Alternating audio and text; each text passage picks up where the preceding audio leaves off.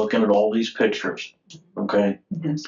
is that without an explanation, they're going to think you're a monster.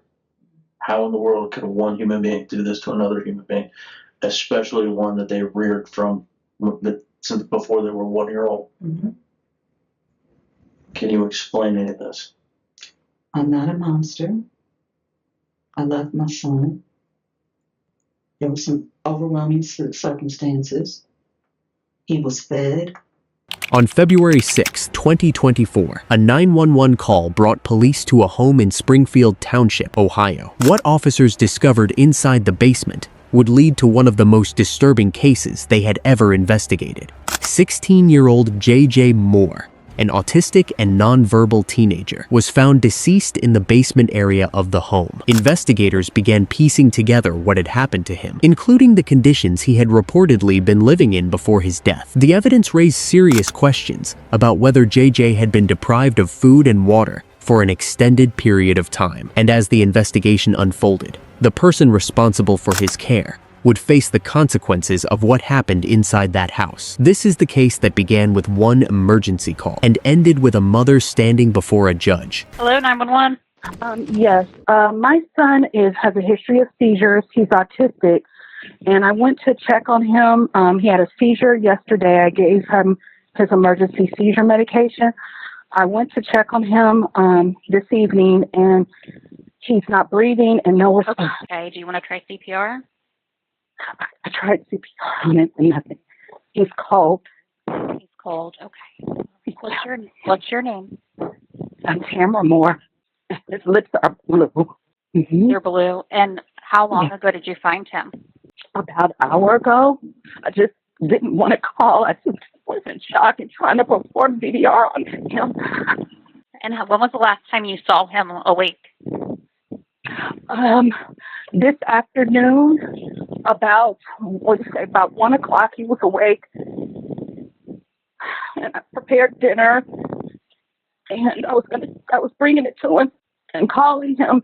He's non-communicative, but he can make sound. Okay.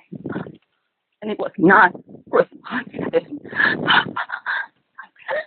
Did you get him flat on the floor? He's actually, we got him on a cot, and that's where if he had a seizure, I have him on his favorite cot, which is downstairs for safety purposes, instead of putting him on the high bed. And so he's on a cot, and so if he falls, he won't be injured. And I just kind of wanted him to stay safe and confined, and just to kind of stay in bed for safety and just to heal and rest today. And oh Jesus. So obviously, I know you've been here for a little bit, waiting for us and being patient. We really do appreciate that. You're going through a very tough time, and we're sorry about everything that's happened. But just so you know, my name is Lieutenant Matt Wiltshire, Detective Justin Paulinelli, and we just want to talk to you about. You call him JJ? Is that what you guys call him? Okay. We just want to talk to you about, as much as we can to try and learn, how things work for you guys and everything else. But and what's your address? And who'd you live there with? My mother, Okay. William, JJ, dog that just passed. And JJ was 16, is that right? 16 years old? Okay. It'll be 7. 17 in April. Okay. How long? JJ's adopted, is that right? Do you adopt him? Okay. He was my foster son. He came to me at 11 months. But he's been with me since 11 months. Gotcha. And you eventually adopted him, is that right? And you legally adopted him at 5? Yeah. Do you work? No, disability. I have 3 autoimmune diseases. Are you the main caregiver for JJ as well? Does William work? No. Okay. And how long have you known William? We went to prom together. He's older. And then we lost contact. So, Okay. So you've known him for probably 30 years. Okay. How long would you guys say you've been dating or engaged? Dating 13, 14. Okay. JJ was in the basement. We had an electrical problem. Okay. Watch how quickly the interview stops feeling like an interview. She's answering as if she's introducing herself at a doctor's office. dates, ages, relationships. Detectives haven't pushed once. That's deliberate. The first 10 minutes of any interrogation aren't about facts. They're about tempo. Whoever sets the rhythm early controls what feels normal later. Happened October the 28th. Mm-hmm. That's the warmest area. And I was told by his doctor to kind of keep him away from like the TV if he had a grand mal seizure or anywhere he could hit his head. And so he had a favorite spot for him was his cot. Mm-hmm. He wouldn't like anyone to touch his cot. Mm-hmm. And so we could close the door and it would hold heat. Okay. And so I felt like that was the safest spot. If he fell, he wouldn't hit his head or anything. So that's where we put him. I knew he'd be safe. Okay. And he wouldn't have a fear of maybe, even if he hit his head on the washing machine, it wouldn't be as bad as a TV or a dresser. Okay. Gotcha. It'd be warm for him because the house was cold. It's cool. I understand. You had a lot going on. What was so JJ's autistic? Is that right? Was there anything else that he had going on? Yes. He has grand mal seizures. He's epileptic. He has a frontal lobe problem. It doesn't spark, so he sees his neurologist just retired, Dr. Shapiro, but he had a pending virtual appointment with a new neurologist at Children's Hospital for this Thursday because he just had a grand mal seizure last night and the night before. I just administered Naslin, and we seem to be doing okay, but I just wanted to follow up. Our car caught on fire, and I didn't have transportation, but I wanted to make sure that he was seen and to make sure that he had grown, and I just wanted to make sure that particular medication suited his growth because I didn't think it was enough to accommodate it. When you say medication to suit his growth, he was taking Anti-seizure. so anti-seizure. Okay. So his pediatrician also left the practice, so I was trying to wait to find someone, but he sees his psychiatrist is Dr. Raina Gilmore. When's the last time he saw doctors? Was that recent or? He sees Dr. Gilmore. We have a virtual appointment every month with her. She checks in every month just to see how he's adjusting with his medication because with his form of autism, he's basically non-communicative and he has a lot of self-injurious behaviors. When he's frustrated, he may bite or hit or so his medication is to kind of keep him calm. And so she's become like not only a good psychiatrist, but like a friend to him. When do you think the last time he was actually in a doctor's office was? Maybe 6 months ago. Did anybody ever come to the house? Did you ever have like home health care, anything like that? No. And no one comes to visit him there or visit you guys there, anything like that? Okay. Probably the biggest thing that we want to try at least figure out is just how things were today. And maybe for the last couple of days, if there were some things that maybe you noticed with JJ. You said he has seizures, so tell me how that kind of works out. When he has grand mal seizures, he has a lot of falls and he's more aggressive. It was trying to keep him calm and comfortable. So that meant he may soil himself. And so we don't have hot water. So I didn't want him to have a cold shower. So just getting baby wipes so he wasn't the cleanest that he could be. Me changing him and giving him, he's not fully potty trained. Okay. So me changing his briefs and keeping him calm. But he had back-to-back seizures, but he seemed like last night he was coming to himself, but I still had concern as to why back-to-back grand mal seizures, and I determined that He's non-communicative, but I believe he was grieving. I believe he was missing my mom. So sure. When he has seizures, and when you said it's not normal for him to have back-to-back ones like that, is that something that you call doctors for, or reach out and say, hey, he had 2 back-to-back seizures, this isn't normal? Did you reach out to anybody for those? I made that appointment. They said, go ahead and make an appointment. We'll try to get you in virtually. Okay. So you made an appointment yesterday? Yes. Okay. And would that have been with Dr. Gilmore? No, that's with the neurology department. It's a new doctor. I can't think of the name. At Children's in Liberty. It's supposed to be for Thursday, I believe, at 11:30.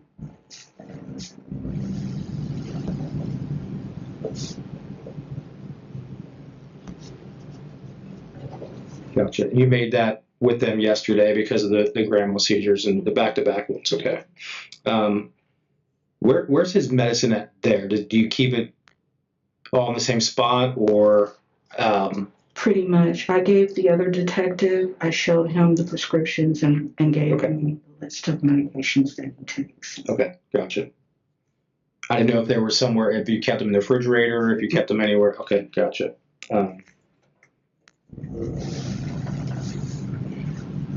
So when he had the seizures yesterday, did he fall? Okay. And how did he fall? He fell forward, and luckily he was downstairs. The day before that, he fell, but he didn't hit his head, he hit his shoulder. Did he hit his head yesterday? Yes. Okay. And he got up. When he fell forward and hit his head? He got up, and I gave him a seizure medication, and he responded. Mm-hmm. And I've been told that if he responds, and it doesn't look like he's flexed or anything, just keep him comfortable. Mm-hmm. And the times that I have called Children's, they just kind of call me back and say he's fine, give him the seizure medication, and watch him, keep him as comfortable as possible. Mm-hmm. So that's, and make an appointment. So that's. When he fell and hit his head, do you think he hit his head hard? Do you think it was? No, he didn't hit his head hard. Nothing so no marks, it wasn't bleeding, nothing like that? Okay. No. He kind of had a little mark on his lip. Okay.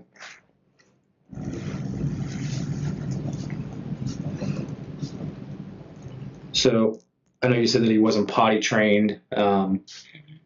How often do you have to change his diaper? Could he tell you when it was time to go to the bathroom? And he would say it's time. I said, JJ, it's time to have a boo-boo. Right. And he'll go to the bathroom. So he can go to the bathroom himself he won't do it on his own. You have to tell him. Okay. How often or frequently would you have to change his diaper if he's wearing a diaper? Maybe 3 times a day. He might not have a bowel movement, but he'll urinate in his spot. Okay.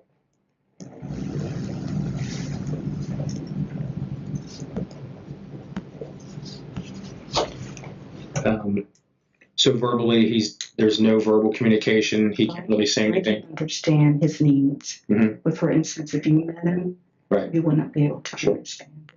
Right. So he has noises. Does he actually say? Does he form words or anything? Okay. So his grunts can mean certain things, and you know what it is. Okay.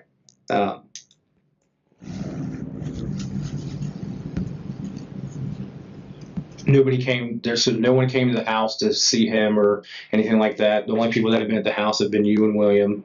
You said there's a couple cats there still. Is that right? How long have you not had hot water? We went after Mom passed. My friends that are outside, one friend decided to pay for us to stay an extended stay because it was too cold. So we were there for about 6 weeks. We've only been back for about 2. So the house is a mess. We were trying to get rid of things to think about selling the house as is. So we've been without hot water since October the 28th. Gotcha. So we've been taking ice cold showers, quick ice cold showers, or warming up a pot and filling the tub. Every hardship she lists is real, and every hardship is being volunteered before anyone asks about JJ's condition. Notice the direction of the sympathy. She isn't describing his suffering, she's describing hers. In cases like this, that inversion tends to appear early, long before the interrogator names it. Would you stay in an extended stay for a while? Which extended stay were you guys at? Borash. How long were you there? Like, do you remember the dates? Or? From about the 19th to about a couple of weeks ago. It's a blur right now. So December until just a couple weeks ago? Sure.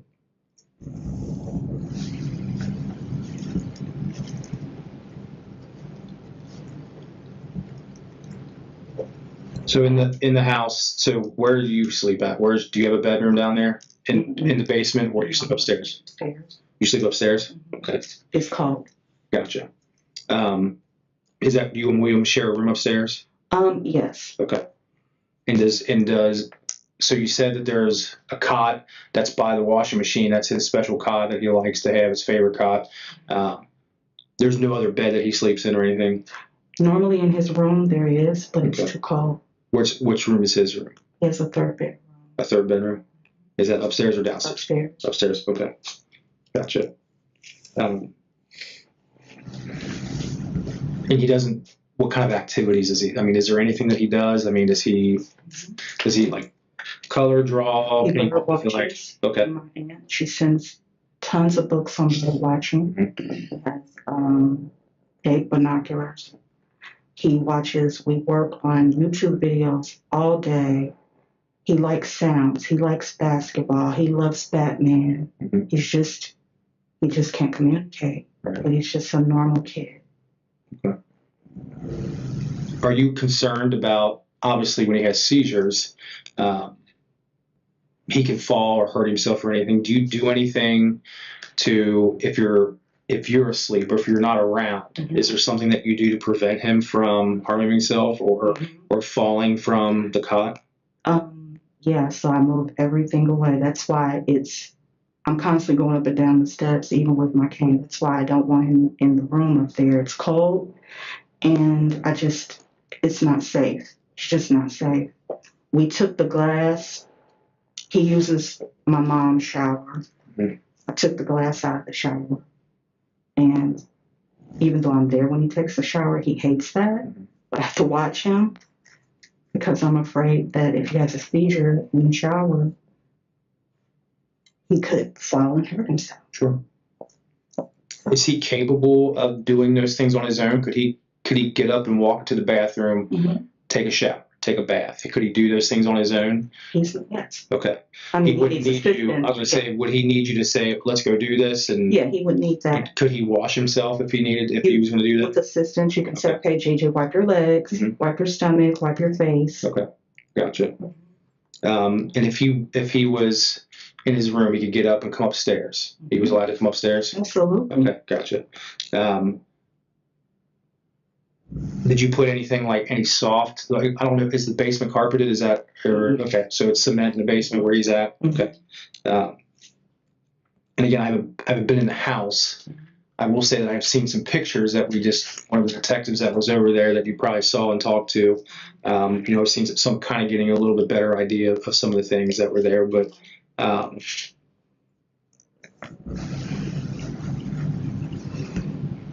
I guess, I think part of what I'm looking at and trying to see is that there's some things that I think we saw that are concerning for us. And I don't know if this was something normal, and I'm trying to figure out so that way when somebody asks us these questions beyond tonight, and if you're not aware, I don't want to seem insensitive, but obviously they're going to do an autopsy on JJ. They're going to try to figure out what would have happened to him, if this was seizure related, if there's some other medical event that happened, or if there was something else. And when I say something else, that means could somebody have done something to him? And that sounds bad to you, but that's our job. That's our job, is to try and ask questions that if one of the pathologists says, "Hey, what do you think about this?" And so some of the questions that we're asking are trying to figure out, did JJ hurt himself? Did he fall? Did he have marks? Anything could have happened to him that they could say this is attributed to seizures or this is attributed to something else? Did he ever have broken bones or anything that you're aware of? Nothing. So he's never been treated for any broken bones or anything? He had leg braces. He had leg braces? For about 4 years. Okay. And that was just for helping him walk, and is that pretty much it, or was it helping him with mobility or straightening his legs out? Straightening his legs out. Okay, gotcha. Is there anything, if JJ was acting out, let's just say he was having a bad day, is there anything that you would do that he would understand would be like a form of discipline? Whether it be, and you can tell me, I mean, if it was spankings, if it was timeouts, if it was he didn't get to do stuff, so. Timeouts. Gotcha. You're not going to get your muffins. Okay. A very stern voice. Mm-hmm. Yes. Okay. Was there any physical discipline like spankings or anything? He's too big and Okay. too tired. Sure, I understand. Again, questions that we want to ask just to make sure. So, Did William do any discipline? He's a little tougher than I am. Yeah. And just the physical side, or more of just like raising his voice? Raising his voice and maybe pushing him back if the JJ would come after me. Oh, okay. So it just kind of like separates you guys. Okay. When you said JJ would self-harm sometimes, what did you mean by that? Did he scratch himself? Did he cut himself? Or No cutting. Okay. Injurious behaviors. Okay. He's autistic, Sure. and if he gets frustrated, he hits himself in the head. Okay. He may scratch himself. He may bite himself. He Okay. may punch himself. And I would say, no, don't hurt my JJ. Okay. Gotcha. Did any of them leave any scars or anything? Yeah. So he would bite himself and scratch himself pretty good. Okay. Yeah. And that's one of the reasons why he has psychiatric help. Sure.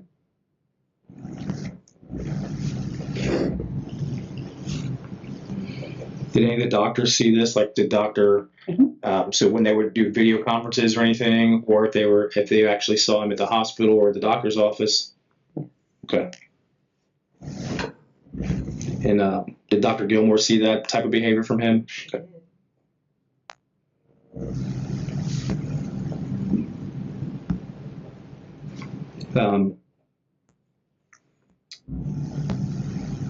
Which room was JJ's room upstairs? So like if I'm thinking you go upstairs, you go to the left, the bedrooms are over that way. The left. Okay. So if you go down the hall, Mine was in the back. His was on the left. okay. So was he the first one on the left? Okay, gotcha.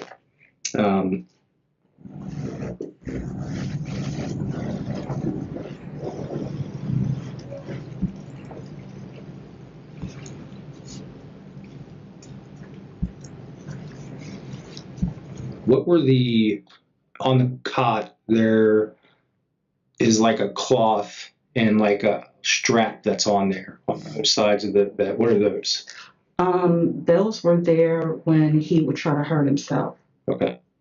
but I didn't keep that on there. Okay. That was not working. When he would have a seizure, Mhm. he would get very aggressive, and it just didn't work. So there's like restraints. Is that what they're meant to be? I don't want to put the wrong word out there, but it looked to me like what I could see from the pictures that there were some restraints. And I didn't like it. Okay. That did not help. And Was that suggested to you by somebody, or it was it a doctor? Or? No. No, Who was it suggested by? just a friend. Okay. Did you ever try using them? No. No. Okay. Did you ever use them on him? No. Okay.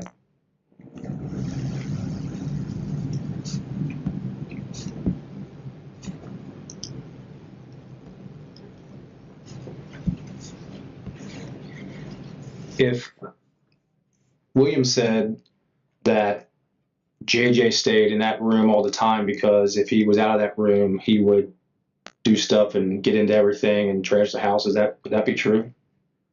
No.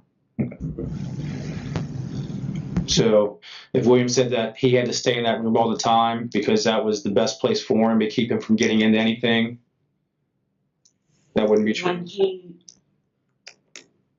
was in the state of, after he had a seizure, he would get very aggressive. It was the best and safest place for him then. But he wouldn't stay in there the whole time.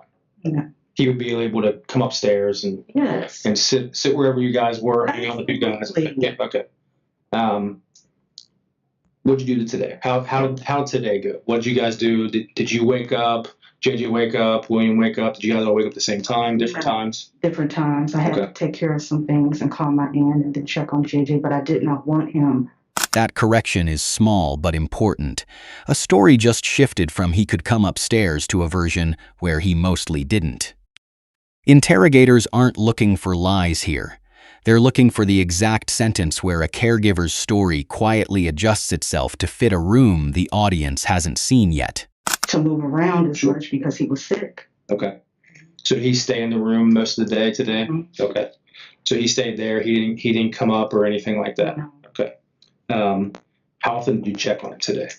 I checked on him in the morning, and then when I went back down, I found him. Mm-hmm. Gotcha. Were you concerned that if there was anything in the basement that he could get into that could be harmful to him or that would be dangerous for him to be able to be around? I didn't know he wasn't going to do it. Just didn't. Okay. There wasn't anything that you felt was more of a danger for him to be around down there than there would be. You thought his bedroom, just because it was colder, Yeah. that was easier? It was warmer. That's all I was thinking about, is keeping him warm. Did you have the ability to plug in a heater or anything upstairs? It goes out. It's just cold. There's no electricity. If you look in the hallway, you cannot turn the hallway light on. The heat goes out upstairs. For some reason, it stays on down. I don't know if you had an extension cord that you could run up the steps to the room or anything like that. It's off. It's right off.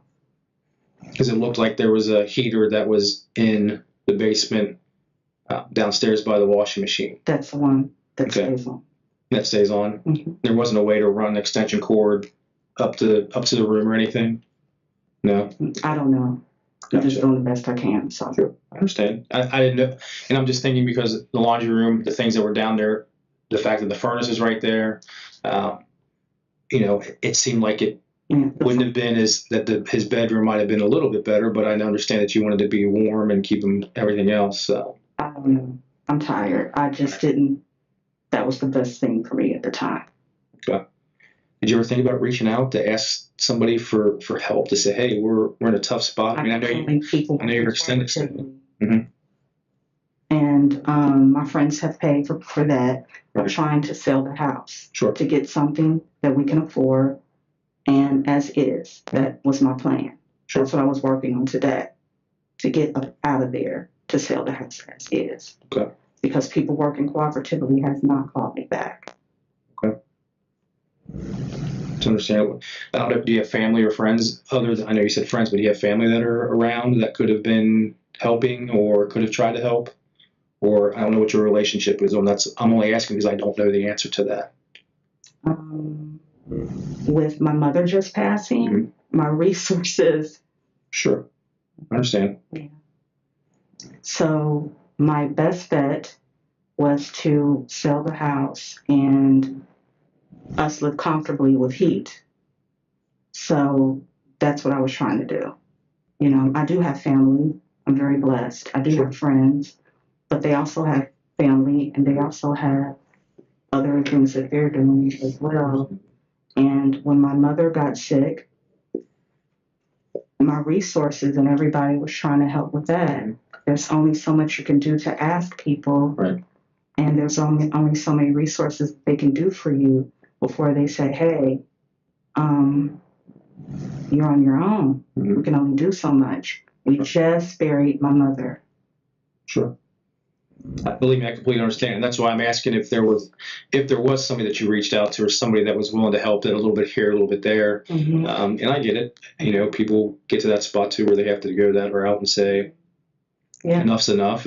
But my concern is for JJ. I mean, he's in a position where if he can't really communicate if something's really wrong, he can't really communicate if something's not right.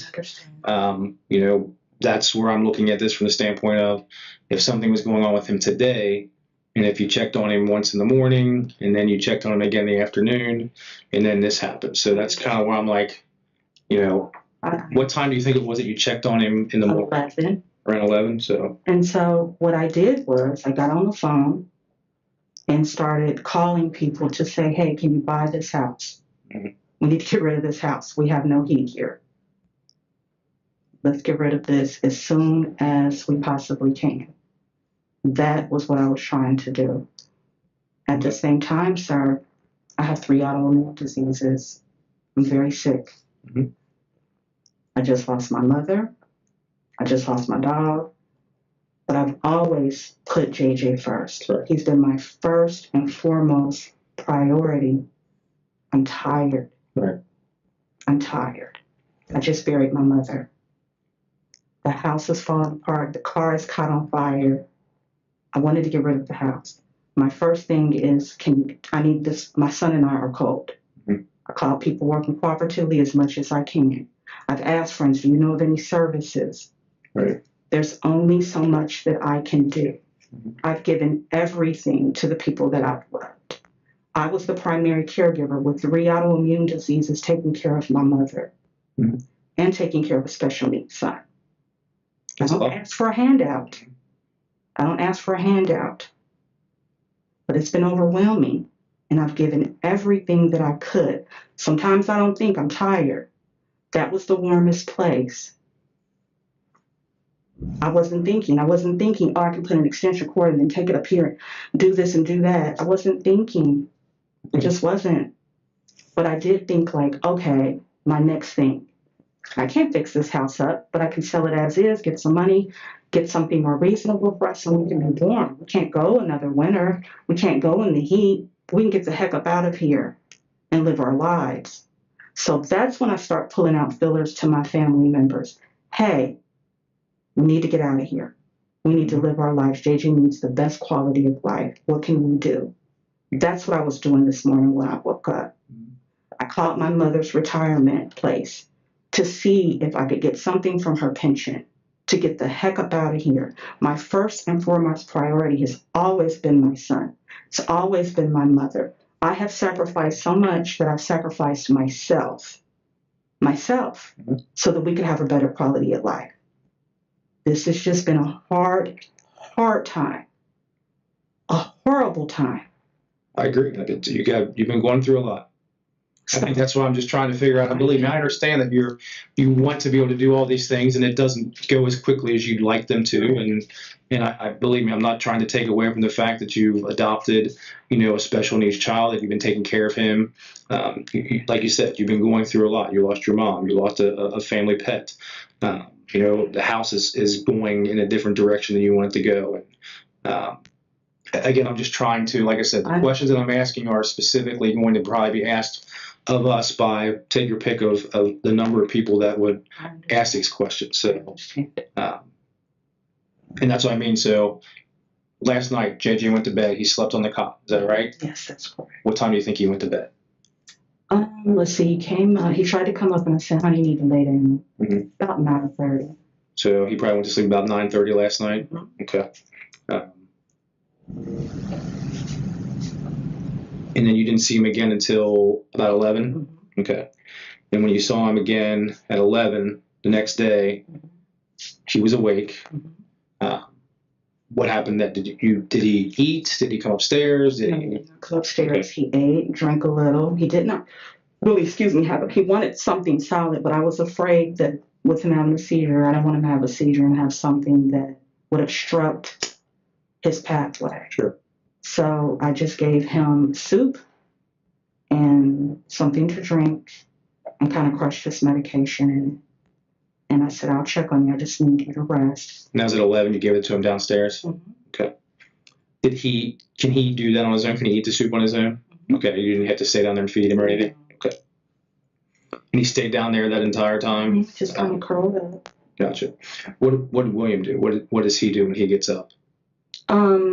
He got some coffee. I wasn't really paying attention to him because I was trying to handle what I needed to do for the day. Sure. Okay. So he got coffee and he just He didn't do it. You don't know where he was. But yeah, Gotcha. I was on a mission to figure out, to call my brother and find out if we heard anybody about buying our house, to call au pairs, to get medication refills. I was not paying attention to William and what he was doing.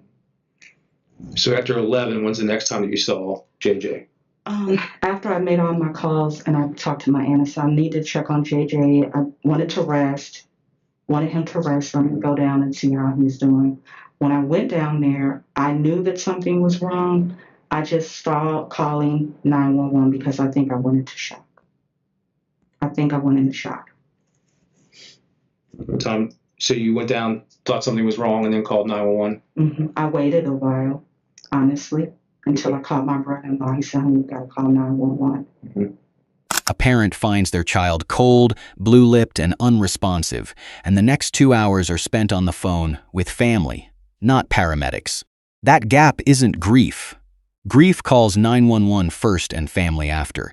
This sequence is the opposite, and every detective in the room already knows it. What time do you think that you noticed that something was wrong with JJ? Closer to 4. Okay. 3-ish, 4-ish.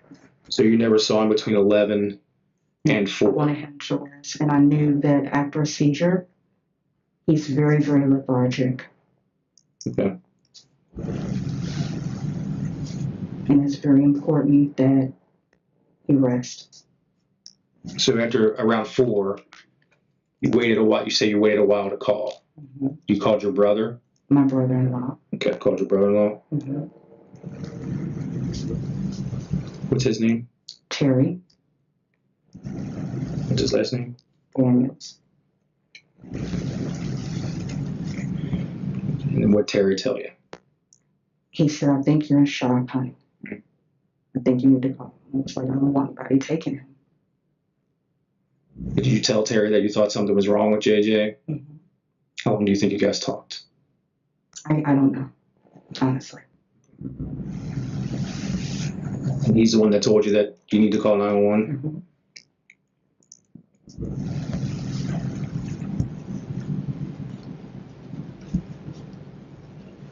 And did you hang up and then call 911? I did. Okay. Was there ever a point in time, like around 1, that you might have saw him or went down there and saw JJ? Okay. I did ask William. I said, "Did you check on him?" He said he did, and he was fine. William said that he checked on him? Okay. If William told us that he never checked on him, would that be wrong? Excuse me? If William said that he never checked on him today, that he never saw JJ today, would that be wrong? He said he checked on him and he was fine. Okay. So he just told you. You asked him and he said that he checked on him. Okay.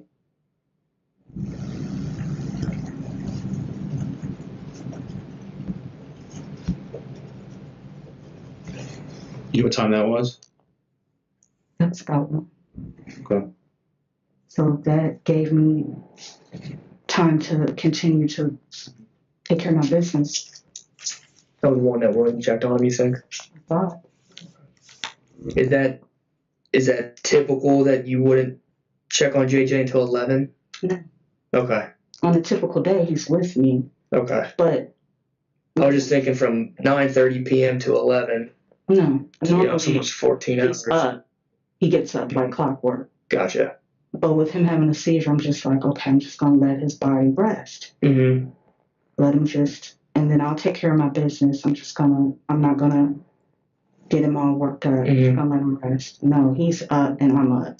Okay. He's up at like 7:30. We're up at 7:30. Were you or William concerned at all come 9 o'clock, 10 o'clock that you haven't seen or heard from JJ? No, because William goes down there. So I would think that if he had a concern, he would tell me.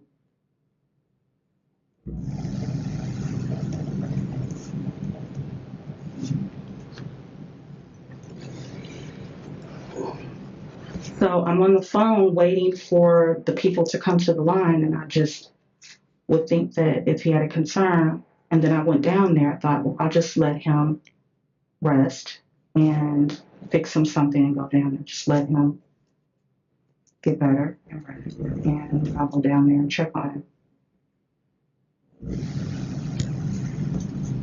Whose other room is that in the basement? That's Williams. I don't go down there. So if he said that's where you guys sleep, that's not true? No.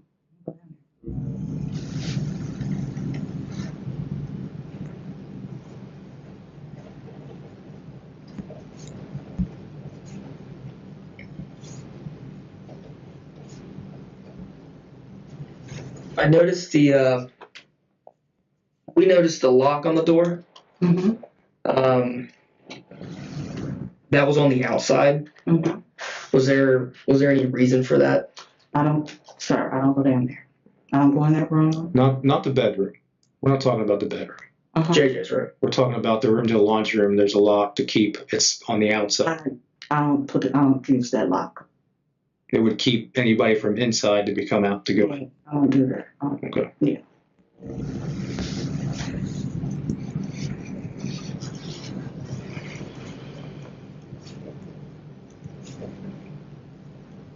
Did JJ ever use the bathroom today?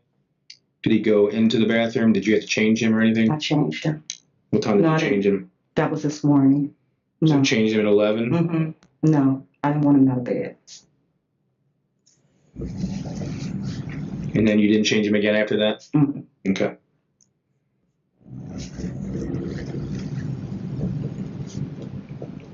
Was he complaining of any pains, like holding his stomach or his head or anything from? Okay.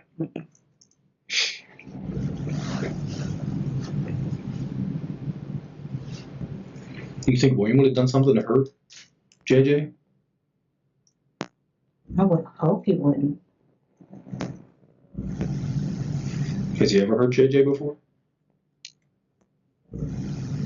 He's gotten frustrated with him. And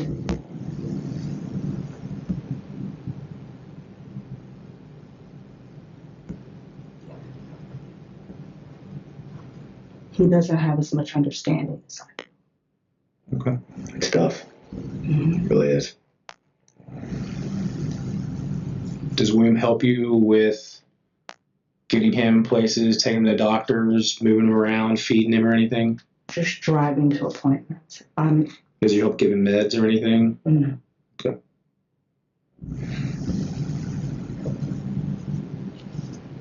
You're not concerned that JJ could have done something in the basement, that he could have, any of the things that are down there in that basement, that he could have either He can't gotten into or? can't open things. He doesn't have the capability to open things. Okay. So he can't. So nothing down there that, whether it's laundry detergent or any other chemicals or anything like that, he wouldn't have the ability to open, No. to ingest or anything? Okay. Do you think there's any injuries on JJ that would be considered new or fresh? Unless he got frustrated with himself, that would be the only thing. It's just would be self-interest. Other than, so I'm only saying that his incident yesterday where he fell forward, Yes. and you said there might have been, Yes. maybe it was a mark on his lip. Yes. Was there anything that you can say, okay, that isn't more than a couple days old? That's something that would be relatively new. So any type of bruising should be relatively older, nothing relatively new. Okay. No other injuries on his arms, legs, chest, back, anything like that? Okay. You called 911 at 6:15, according to this. So that's, if you thought something was wrong around 4, that's 2 hours and 15 minutes before you called 911. And in between, at 4 o'clock, if we'll say at 4 o'clock you thought something was on, you talked to Aunt Diana at 5:19. I called her when I was on the road with JJ. Okay. Mhm. What did Aunt Diana have to say? She screamed. What was she screaming about? She was Oh my upset God. because he was hurting, or because he was Yes. Lauren's new number again at 5:30. That's me trying to get in contact with my sister. Right, sure. And then We talked about Terry Daniels, your That's her. brother-in-law. Yeah, that's her Okay. husband. 541, talked to him. Who's G. Garrett? My brother. That's your brother? Mm-hmm. You talked to him for 12 minutes. Mm-hmm. And then Larry. That's my father. That's your father. You talked to him for at least 2 times, 5:55 for 2 minutes, and then 1 minute a little bit after that. Mm-hmm. 601 is Ron. Who's Ron? Sergeant Childress. Sergeant Childress? Mm-hmm. Who is he a sergeant? Is he a police officer? Yes, he is. Okay. Where does he work? Cincinnati Police Department. Okay. Did you talk to him? I sure did. Okay. It's for 35 seconds? Mm-hmm. What did he tell you? I'm on my way. He said he was on his way? Mm-hmm. A 35-second call to a police officer, not to report a death, just enough to say something is happening. That's not panic behavior. Panic doesn't triage its audience. What the phone log reveals is something colder, a person deciding, call by call, who gets to hear which version of the story first. At 6:03, you talked to little David for 6 minutes. Mm-hmm. Who's little David? He's my cousin. Your cousin. Then at 6:06, you talked to Terry again for 5 minutes. Mm-hmm. And then, so from 6:06 to 6:11, is that time period, that'd be 5 minutes. And then at 6:15, you called 911. That sound about right? Yeah. Okay. This is very tough for you. You're going through a lot. It's tough for us because we're asking questions. It doesn't seem like these feel like great questions to you because you're probably worried that we're asking you to get a certain direction, but we know that there's going to be things that are asked of us down the road. And so our plan from here is there's some things that we want to do, all right? And these are procedural things for us, and you're not going to like hearing them, but we're going to write a search warrant to collect some things from your house, okay? And that is just to cover bases from a legal standpoint. I know that if I asked you, you'd probably say, please, you could take this. And what we're looking for is we want to be able to take the cot, and that was associated with where JJ was, just in case the coroner were to say, hey, I need to see this or do whatever, that might be something they'd look at. So we want to be able to take his meds from there, so that way they can say, here's his meds. And I'll be honest with you, we just talked. They don't know where they are. So maybe you know where they are, but if they were upstairs, downstairs, they saw meds, I think, for you and for your mom and maybe even William, but they did not see his meds. So if they're there, then we'll be able to do that and find it. So that's the only thing that we kind of really want to go back and look for, just to make sure, or at least be able to take. And I will tell you that's going to take a little bit longer. So to be able to go back home is one thing, but you're not going to really be able to go back until we kind of go this route and finish this. I know you've been patient. It's been a long day, and probably a long several months for you with everything you have going on. But I think there were a couple other things that I just wanted to clear up.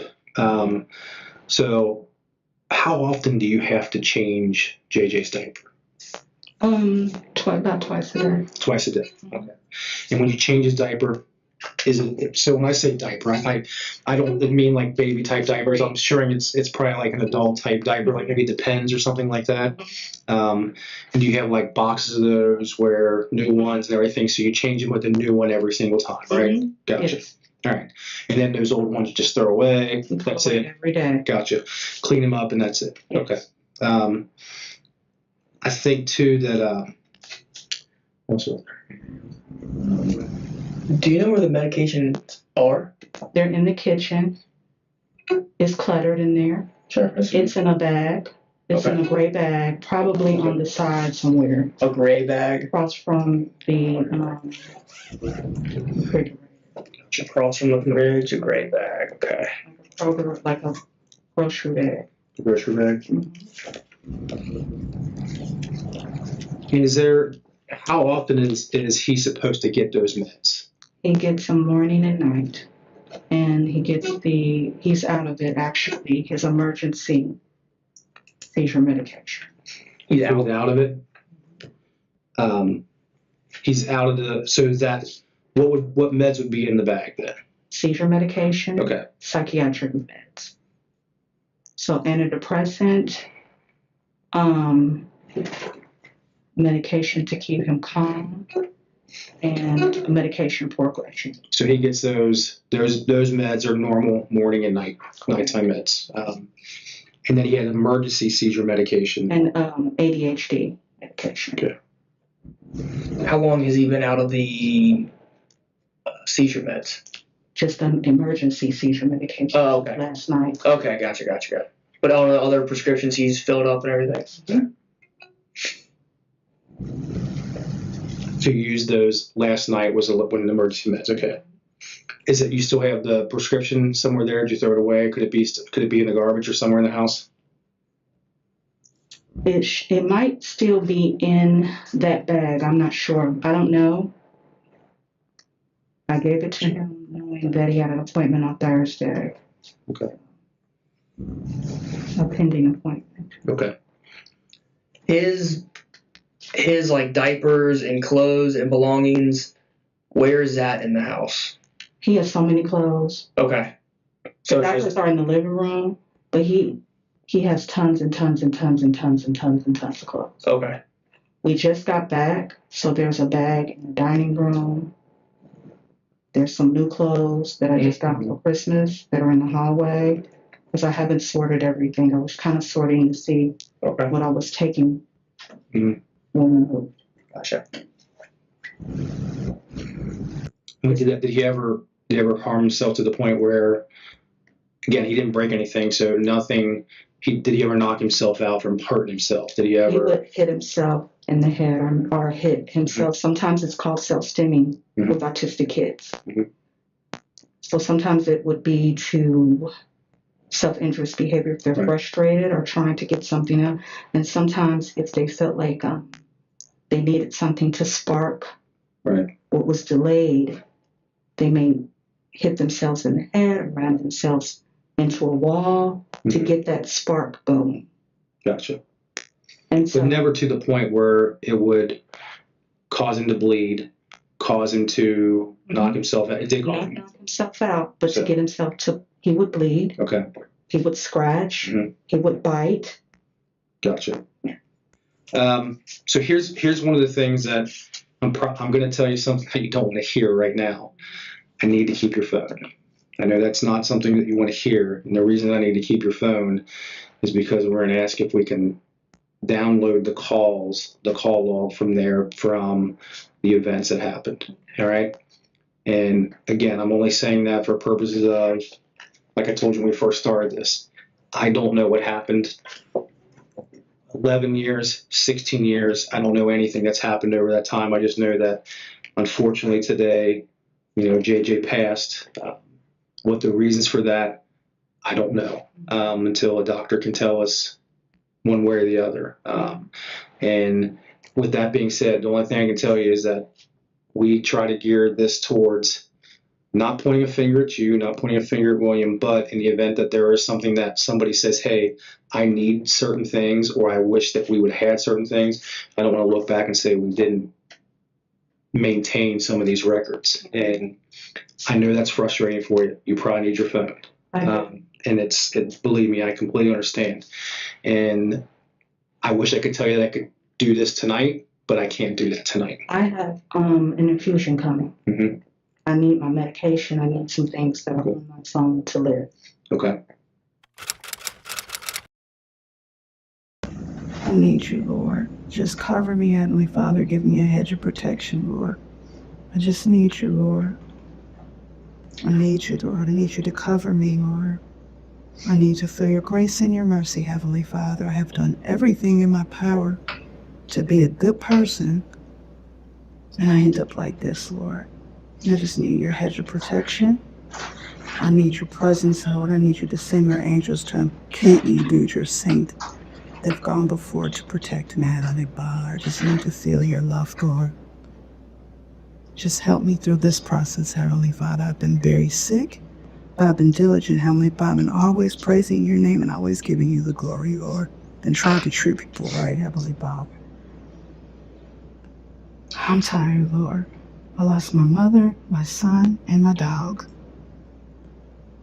I'm just trying to make it, Lord. I just need you, Heavenly Father. Just give me grace and mercy, Heavenly Father. Whatever is true, let it be unveiled and let everything come to light, Lord. What's true and what's right, Heavenly Father. I need your grace and your mercy, Heavenly Father. I need for you to keep me okay, keep me strong, reach out to my bones, Lord. Help them, Heavenly Father, at my cags of Ryan. Help us, Lord. Help us, Heavenly Father. I love you, Lord. I give you grace and mercy. I give you praise, even through these trying times. This will be a lesson. You will send on measures of endure forever and ever and ever, no weapon formed against you shall prosper. I just still praise you, Lord. I still thank you, Lord. All of these officers are touched so they can really unveil the truth, Lord. Be 52 on 53 to be charged with your son to counsel for murder and child endangered. And all you try to do, Heavenly Father, is try to make everything work. I just need you, Lord. You just thank you, Lord, for everything that you've done and everything that you're going to do. Please, Lord, in Jesus' name we pray. Amen. So you understand that you're being charged with murder, okay? You're being charged with murder and child endangerment is what it is. Prayer inside an interrogation room isn't unusual. What matters is when it arrives. Notice it didn't appear when JJ's condition was described. It appeared the moment charges did. Faith is real. But the timing of faith in a room like this is almost always about the speaker, not the person being mourned. And the reason for that is after our investigation, after the autopsy and everything else, the coroner felt like there was no natural cause for his death. So I want to give you an opportunity to be honest. Sure. Like I can tell you, I know exactly what happened. Okay, I know why he died, how he died, and everything else. I want to give you the opportunity. I know you cared for him. You took care of him his whole life. That was your son. Just tell us what happened and what led up to him dying and how he died. For the most part, I've been very sick. I've been taking care of him and my mother the very best that I could. That particular morning, I had to find out some information concerning my mom's, whatever she had. I called my aunt because I was grieving and vomiting violently. I just asked William, can you check on JJ for me? I'm really sick, which I did. I have 3 autoimmune diseases. He said, okay. And what I do when I'm really, really sick like that, I have breakfast bars and applesauce. But he had a seizure the night before. So I was afraid for him to come up the steps because when he has seizures, he falls and he can hurt himself. He'll be walking if we're in the store, he'll just fall out. So I didn't want that. The downstairs is the only place that was heated the best, I thought. But as I researched and went down to clean, William had 2 heaters in the family room, which was pulling the heat. Our heat isn't really working adequately. When you say your heat, your furnace. So No, our electricity. Your electricity. Okay. All right, the furnace is fine. It's the electricity. Okay. So I've been calling to get around to see what we could do. And I'm sorry, I'm shaking, I'm freezing in here. Working with people working cooperatively to see if I should be on the list for them to help me get that done. So he went down and he said he's fine. And I've spoken with my aunt concerning my mom to ask her, do you know if she has any, anything? Can you tell me anything about any policies or anything? We need to get this done. For financial help. Absolutely. Okay. And crying. It's still grieving the loss of my mother. We just laid her to rest in December. She passed the natural causes. So anyway, later on, she said, well, can you get down the steps? I said, yeah, I need to check on him. I made him something to eat and I called for him, but I was like, I remember, I don't want him coming up the steps because if he has a seizure, which he has done, he can fall down the steps. So I said, William, can you check on JJ for me?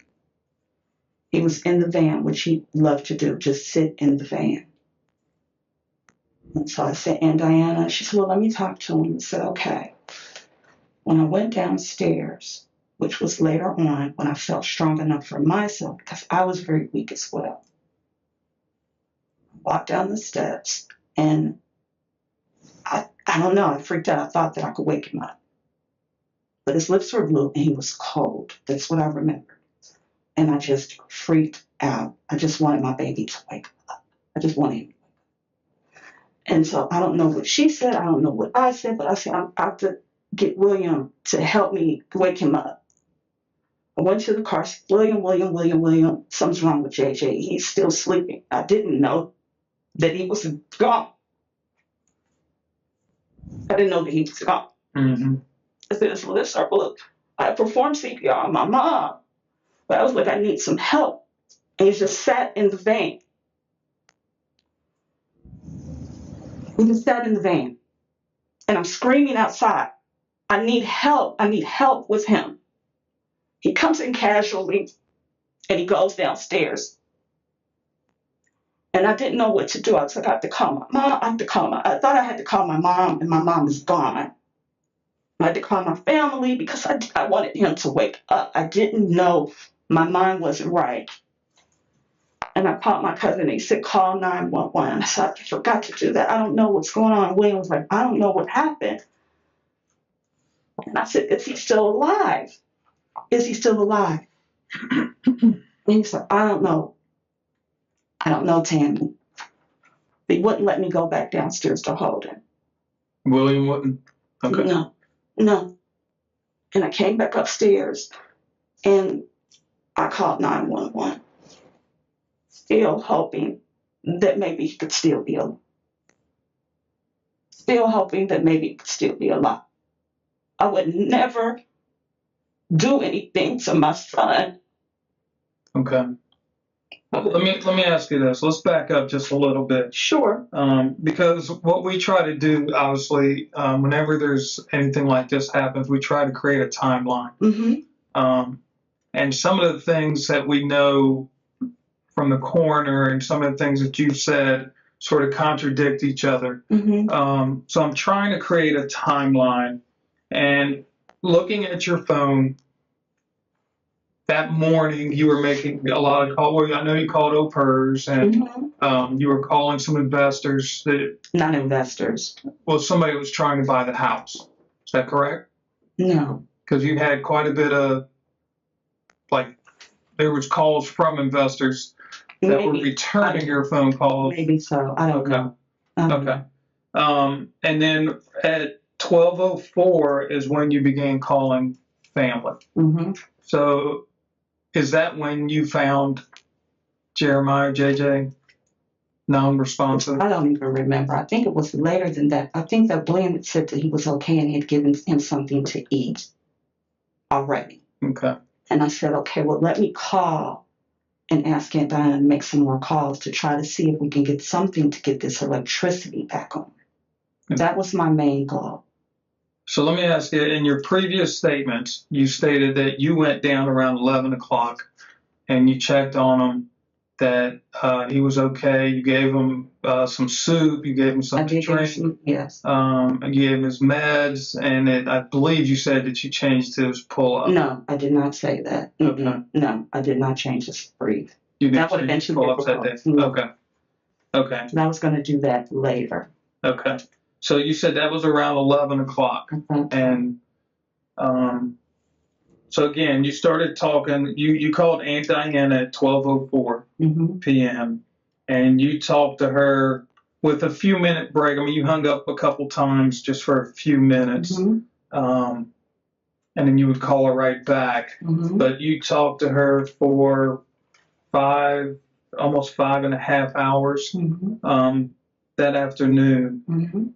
I know again, going back to your initial statements, you said you went back down around four-ish. That's what I thought. There. Yeah. And that's when you found JJ unresponsive. Correct. Now at 4 o'clock, your phone shows that you were on the phone with your Aunt Diana. So again, I'm just trying to create. At this point, it's not that big of a deal, and that's where I just need you to be honest. Yeah. I mean, you said you found him at 4. You didn't call until 6 initially. That was your initial statement. It's my opinion, through my investigation, that you probably found him around noon, and that's when the phone calls, because you made 15 phone calls between noon and calling 911. No, I did not find him that late. I thought that William had checked on him. I was calling family members to kind of find out how I could either get this household or get the electrical problem. But I thought that he was okay. I trusted William and thought that he was okay. Okay. Now, do you know that we went to Atlanta and spoke to your Aunt Diana? No. She didn't tell you that? No. Okay. We went to Atlanta. We spoke to Aunt Diana because she wouldn't return our phone calls. She's telling us something different. Okay. She stated to us that, yes, you called and informed her that Jeremiah had passed. This is the first moment the interview stops being a conversation and becomes a comparison. Up to now, she's been giving her account into a vacuum. From here forward, every sentence she says is landing against something a detective already knows. She hasn't realized it yet, but the shape of the room has changed. I was on the phone with her, screaming, "He's gone and he's unresponsive. He's not listening to me, Aunt Diana." Okay.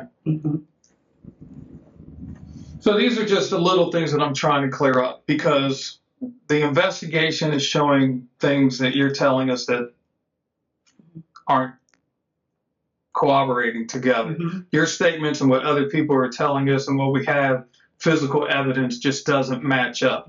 That's where I wanted to give you an opportunity today to be honest, because we know why he died. Okay. Do you know why he died? I don't. You don't know what would have caused him to die? No. Okay. No, I don't. I called people, but I was calling people like my baby. I don't know what happened. So I did make a lot of calls to family members. Yeah. I mean, over the 5-hour period, actually 6 hours before calling 911, you called 1, 2, 3, 4, 5, 6, 7, 8, 9, 10, 11, 12, 13, 14, 15. You made 15 phone calls. I probably did. I said, I think he's sleeping in. And then, Terry, obviously, at the end there. Yeah. Told me that I need to call 911. Right. Yeah. And then a few minutes later, you ended up calling. I did not want anyone to take him out the house. Okay. Can you talk to me about the lock on the door, on the laundry room door? Were there times where you would put JJ in the laundry room and just lock him in there where he couldn't get out? No. What about William? Probably yes. Yes. So there was times where JJ would be locked in the laundry room. The lock was for the dog initially. The lock was for the dog. Okay. Why was the dog able to open a door? He put it on there. I don't know. When you say he, you mean William? Mm-hmm. Okay. Because it doesn't make much sense, to be honest. I mean, I'm not. No, it doesn't. I'm just trying to figure out why the lock would be on the outside of the door. I don't. He put a lock on the dog. Now, sometimes when the door knobs are like the vertical kind where they can reach down, okay, I would understand it. But this was a knob that you would have to turn. I understand, but I never locked that door with JJ in it. But your statement is there has been times where he has been locked in that laundry room. William would. Okay. Do you know for roughly how long or why you would do that? I don't know. I just kind of surmised. I didn't see him do it, but when I went downstairs and I realized that he could perhaps do that, so I surmised that he would do that. Okay, but you just said that he did do that without a doubt in your mind. No, not without a doubt. Okay, so now, this is where I need you to be more clear. All right, Tammy? Tamara. Tamara. Okay. I need you to be 100% honest with me. Mm-hmm. Don't tell me what you think or anything else. I just want to know what you know. Okay. So when I ask you, was he ever locked in that room? It's almost a yes or no question answer. Mm-hmm. And then maybe you could say yes, but William would lock him in there. I never did, or something like that. But be more specific, because I don't want to read into what you're telling me and then be incorrect. I understand. Okay. So was he ever locked in that room? I would never see William lock him personally in the room, but I made an assumption that he must have, yes. Okay. So you never went down there and found the door locked? I didn't. Or, no. Okay. Now, did William sleep in the basement? He did. Okay, in that bedroom to the right of there? Mm-hmm. Okay. And you don't know why he would have put that lock on the outside? I do not. Okay. What about the restraints on the cot? The restraints on the cot is when he had his seizures, he would bite and kick, but they didn't really work, so I didn't even use them. You mean during his seizures? Correct. He would bite and kick? Yes, he would. Okay. And it'd be easier to administer his rectal or either his nasal medication. Okay. Is that how you gave it to him? Mm-hmm. Okay. Did he have both? Excuse me? Which one would you use most of the time, the rectal or the nasal? The nasal. The nasal. Okay. Mm-hmm. So I'm going to show you some pictures, and I want you to just sort of explain why the marks would be there the way they are. So according to the coroner, okay, obviously those are the restraints that were on the cot. So this is his wrist, and according to the coroner, these markings on his wrist are ligature marks caused by the restraints.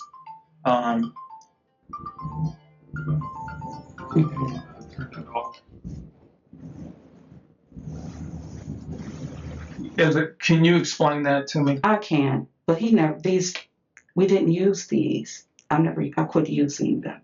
You quit using them. So you used really them work. in the past? Yes, I did. Okay. A couple of times, and then I stopped. Okay. Is there a reason why you left them there, or you didn't take them off, or? I'm just trying to understand. I understand. Okay. I just didn't take them off. Okay. How long ago when was the last time you used them? Probably last year. Last year? Okay. And you would use them when he had seizures, is that correct? That is correct. Okay. Only to administer his medications for my safety. Okay. So you put him in the restraints, give him his medication, and then would you leave him in the restraints until he calmed down? He would calm down immediately. Okay, because I know your statements were after a seizure, he'd get aggressive. Is that true? It would be, yes. Okay. And then once the medicine kicked in, he would calm down. Okay, so you kept him in the restraints just as long until he calmed down. Correct. And then you take him out of the restraints. Okay. So he never was left in the room with restraints on him or anything like that? Never, ever, ever. Okay. When he would get aggressive, would you put him in the laundry room and lock the door? Absolutely not. Come after you? No. Or William? No. Okay. No. Okay. So let me ask you this. I know you had a dog, and we found this dog collar right underneath the head of his cot. Okay.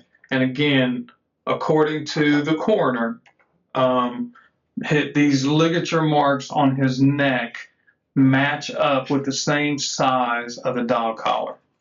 So I never put a dog collar on him. JJ would scratch himself. Okay. Okay. I'm just trying to understand, because obviously the coroner's telling us something, right. And she's saying that these ligature marks have the same size as this dog collar. No, that is not. Okay, I understand. Okay, but you're saying you never used that? Never. Hold him down or never. Okay. Never. All right. Okay. So now you say the night before he had a seizure, you checked on him at 11 was your statement prior. Are you still stating that you went down around 11 o'clock to check on him? I'm going to say I don't really recall. My mind was gone. Okay. So you don't know, did you ever go down to check on him the day that you? I did. Okay. do you roughly just? I don't know. During the conversation with somebody, probably my aunt, I don't recall. That day was horrible. I understand.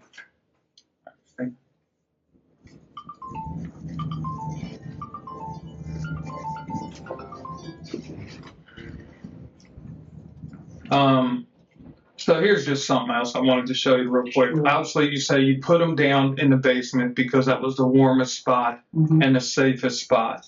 When the coroner got there, and I will be the first to tell you, we did have the front door open for a few minutes to try to air it out a little bit because the smell of the mothballs was getting to us. So this was the ambient air temperature of the laundry room when the coroner showed up. So obviously, it was 56.4 degrees in the basement.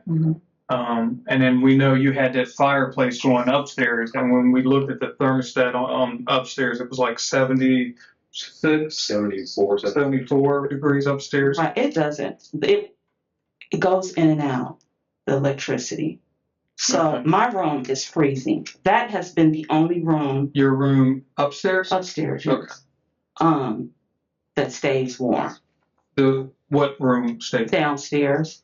So the laundry room is the only room that stays warm? But you can close it and kind of keep the door cracked, and he had a heater in there. Okay. I don't know why it was that cold that day, because it's a heater in there. He's usually warmer than I am.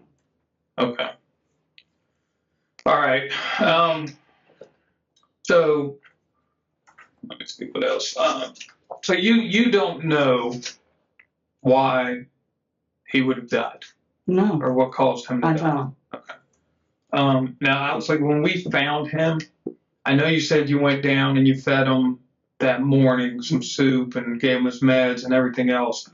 When we got there at 6 o'clock, I don't know if you remember or. I don't. But the condition of the cot and the condition that he was in was pretty bad. I mean, this is like a picture of the cot, with his feces. I didn't even see that. That wasn't like that. Okay. And then, well, that's when we got there. Those are our pictures when we got there at 6 o'clock. This was his diaper. I mean, or his pull-up. Yeah, that wasn't like that. Yeah, obviously that's pretty old, though. Yeah. I mean, that wasn't like that. He stays clean. I take care of my son. When physical evidence contradicts memory, most people negotiate. They concede a little to preserve the rest. She isn't doing that. She's rejecting the photograph itself. That's not a lie in the ordinary sense. It's the beginning of a defense strategy that has to deny reality piece by piece, because conceding any single piece collapses all of them.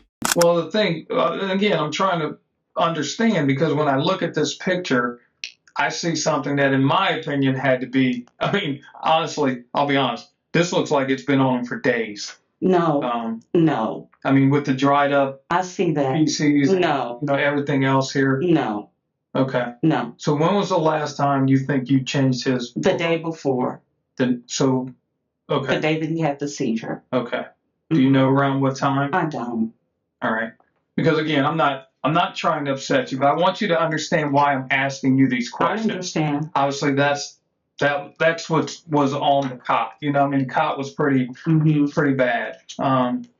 So I'm just trying to get a better understanding, help me understand. Because when I look at these pictures, I think, okay, his pull-up hadn't been changed for days. It's never been. I mean, he had feces all over him, his shirt, his arms, his hands, his legs. When I went down there, I don't even remember seeing any feces on him. I don't know where my mom was, but I don't remember that. When I remember rocking him, I don't remember seeing any feces on him. When you say rocking him, can you try to wake him up? Okay. So when you went to go wake him up, do you know what rigor mortis is? I do. Okay. So, rigor mortis is when you're stiff. When you rocked him, was he stiff? I can't tell you. You don't remember? No, I don't remember. Okay. But he is always kept really clean, changed. He's never had feces on him. That's never been part of what I do. Okay. I've given everything to him, and tried everything to take care of him. Now, I know in the interview the first interview you gave us, you mentioned how you've you've sacrificed your life. Yes. You felt like you sacrificed your life. That's what parents do. To be able to take care of JJ and your mother. Correct. And I would do it again. Okay. All right. There was no, I'm just done. I can't do it anymore. Never. My whole process was get the house cleaned up, but we couldn't get any electricity, sell it, and me and JJ go into something else and live a better life. Okay. So I'm just going to show you these pictures. Obviously, there was electric in the house, correct? Mm-hmm. Because the refrigerators were working. Mm-hmm. And obviously you had tons of food in multiple refrigerators. Those are not mine downstairs. Those are not mine. The refrigerators are not mine downstairs. Those are Williams. Okay. So you didn't share food together, or? No. Well, I'm just asking. So the food in this refrigerator, William wouldn't eat? Yeah, he would eat our food. Okay. But he had his own food. Okay. So he wouldn't allow you to go down there and eat your food? No. But your refrigerator you had plenty of food, correct? Yeah. So that wasn't an issue when you couldn't afford food or anything like that? I was struggling. My aunt and family members would send food, but... Send food or just send money for food? No, Instacart. Especially when my mother they would order it like Kroger's or something? Mm-hmm. Okay. But food wasn't an issue? Never. Okay. So that wasn't a problem? No. So if I tell you that JJ, the cause of death for JJ was that he starved to death, would you be able to explain that to me? Why? I couldn't explain that. He ate all the time. Well, I know he had pica, so he wanted to eat all the time. Yes, right? He had pica. Yeah. Did you have a funeral for JJ? Was there a funeral? No. Okay. What did you do with his body?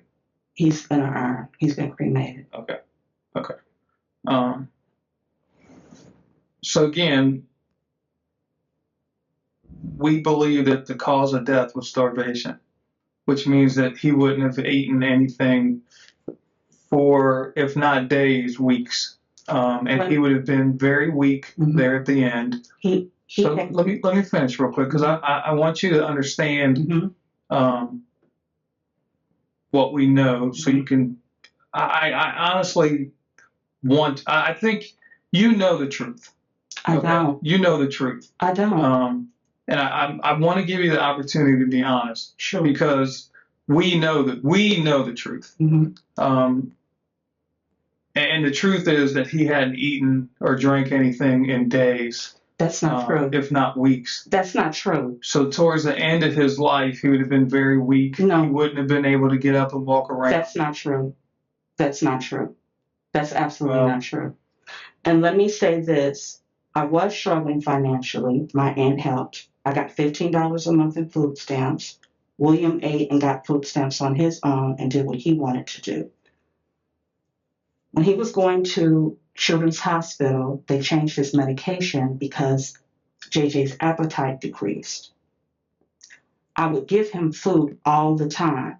Sometimes he would want to eat and sometimes he wouldn't. I had an appointment coming up the next day to talk to a new neurologist to kind of see, well, where are we at with his weight? What can we do to increase it? What can I do? With his weight? Yes, with his weight. But I've never So did you notice a weight loss? I think he was gaining, and then when my mom passed, I saw him. It was a concern of mine, yes. Every explanation she offers has the same architecture: a medical cause, an outside doctor, a pending appointment. Notice what's missing. In her version of events, JJ's decline is something that happened around him, never something she was in a position to prevent. That's not a memory problem. That's a self-image being protected in real time. I put it out and he would just not want to eat, and I thought maybe he was going through some kind of depression. But not eating, not for weeks, no, that is not true. That is not true whatsoever. That is not true. Okay. So let me ask you, when your mom was alive, was she the primary caregiver for JJ? Like, No. obviously you couldn't drive, correct? Right. So your mom would drive him to school when he went She to would drive to ABS. school, yes. Mm-hmm. She would drive him to doctor appointments, and she would. A few. Is she the one that would get his lunch ready for school? Never. Or get him dressed? Never. Or any of that? Never. Okay. So you're saying you did all that? Yes. Okay. All right. Most of the correspondence, like with doctors, when you spoke to the doctors, and I'm talking when your mom was alive and healthy. Mm-hmm. Who were those conversations with mostly?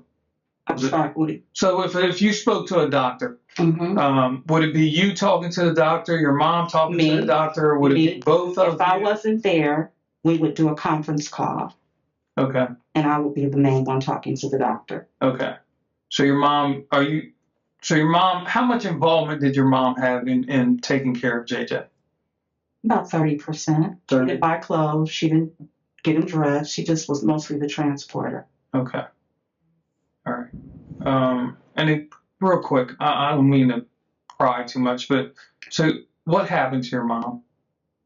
She got sick. Did something happen to her, or did she have a stroke, or? Mm-hmm. So she had a stroke? Mm-hmm. Okay. All right.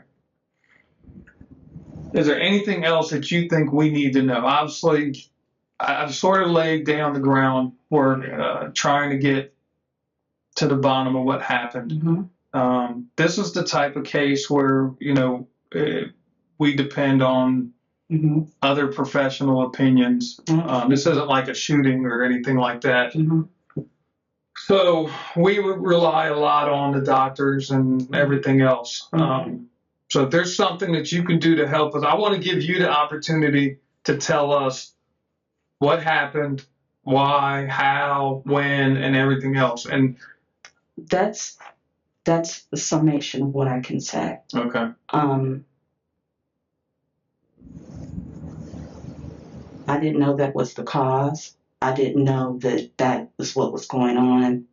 I did see that he had gained and then he was losing, and I knew that there would be times that he wouldn't want to eat, and I thought that he was going through some depression.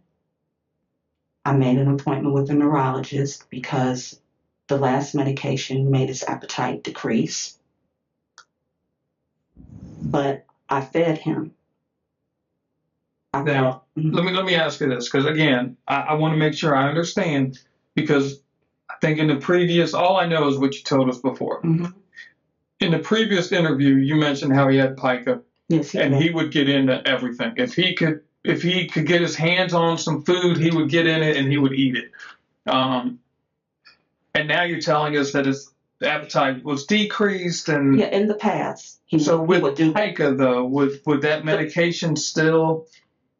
No, the pica had decreased, but I think that after talking with his old doctor, he said, my concern is that this medication is probably causing him to have a decrease. Let's switch it. Who's his old doctor? Dr. Shapiro. Okay. From Children's Hospital. So why are you no longer seeing Dr. Shapiro? He retired. Okay. So before he retired, he told you that? Mm-hmm. Okay. How do you know he was gaining and losing weight? How did you determine that? Just by looking at him. So there was no scale. You didn't have a scale. So I had a scale, and he had picked up about 10 pounds, and then it broke. Okay. So you knew that he was gaining weight just because of the scale that you used at the house. It wasn't anything from doctor visits or anything. No. So there wasn't weights that you were getting from doctors saying he weighed this much. Weight, lost weight. No, but I figured that going to the appointment at Children's Hospital, setting that up, we would find out. I know we kind of talked about this a little bit previously about those doctor's appointments. How many times did the doctors actually physically see him? Because I know that a lot of the stuff was virtual, but it was. We were getting back to it because I was taking care of my mom, and I couldn't take the risk of getting her sick, nor myself. So a lot of his appointments were virtual or telephone. But with my mom transitioning, I was going to get back to having in-person appointments and just putting a mask on him. Okay. But prior to, when do you think the last time somebody, a doctor, physician, primary care, whatever, when do you think the last time that somebody physically saw, JJ? In person? Yeah, was at your house or in the doctor's office? Last year, sometime maybe in the beginning of the year, Dr. Shapiro saw him at Children's Hospital in Liberty Township. When was that? I'm sorry. When did you say? That was last year, Last year. I believe. I'm not certain. Okay. Can we talk a little bit about, you said that you tried to do CPR. Not on him. Not on JJ? No. Okay. And that was something that we talked about, that you mentioned the first time, was that you tried to do CPR, but you didn't do I don't CPR. think I did. I think I was just rocking him, trying to wake him up. Okay. Gotcha. And William didn't try to do CPR on him that you were aware of, or that you saw? No. Okay. Not to get too personal, but why did you kick William out? Let's not use that term. But Okay. Why did you ask him to leave?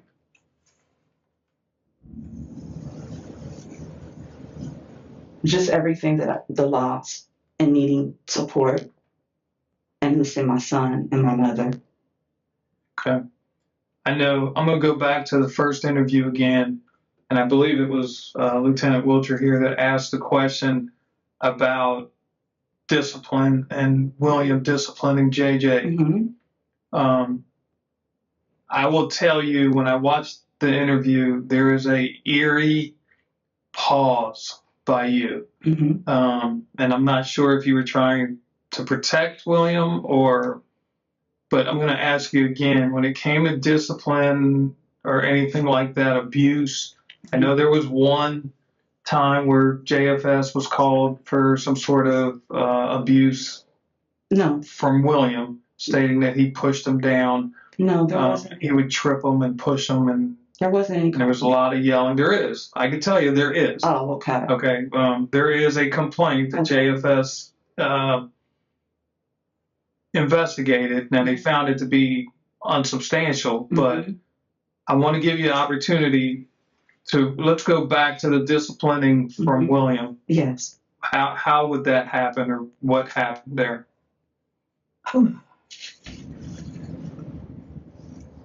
And at this point, there's no reason to protect him.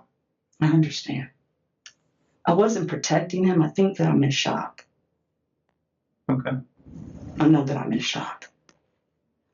I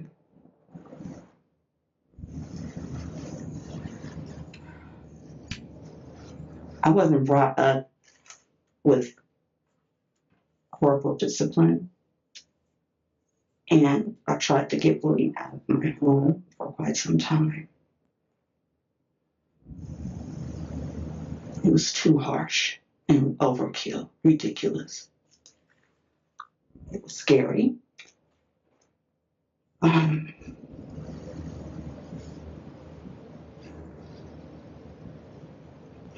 shaking, I'm cold. Sorry, if I had something to give you, I would. But I have the heat to kick on a little bit. I feel like we turned it up, so I think it's going up a little bit here.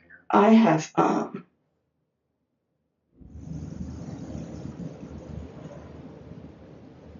it was too much.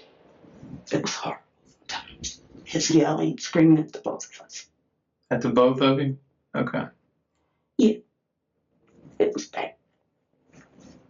And so I just tried to keep things together for my family.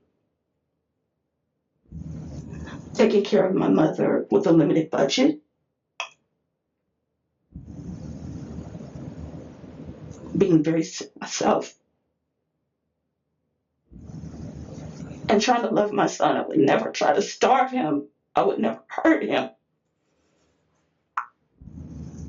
But my main goal was to move. And I guess I had this dream that we would have a better life. Selling the house and getting something smaller so that I could give him a better life. Away from William.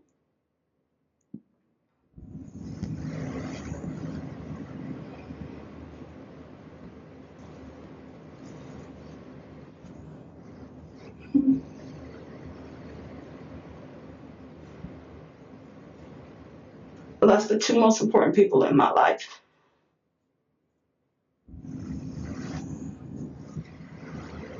I was just trying to hold on. I was just trying to make it better. But I would never hurt him. So most of our arguments, I would just say, he's a good kid. No kid is perfect, but he's a good baby. He's my baby. He's a good kid. Mhm. And I would get in between them. And I didn't have anybody to go to. I didn't have anybody. I did call the police one time. And it was like, if he lives there, you can't kick him out. You have to go through the process. And I thought by moving, that could separate it. The more that he stayed there, like he broke my garage doors, he's damaged my home, that by moving, we could separate, that JJ and I could have a better life. I would never starve my baby. I would never do that. I would never do anything that hurt him. But I felt like these.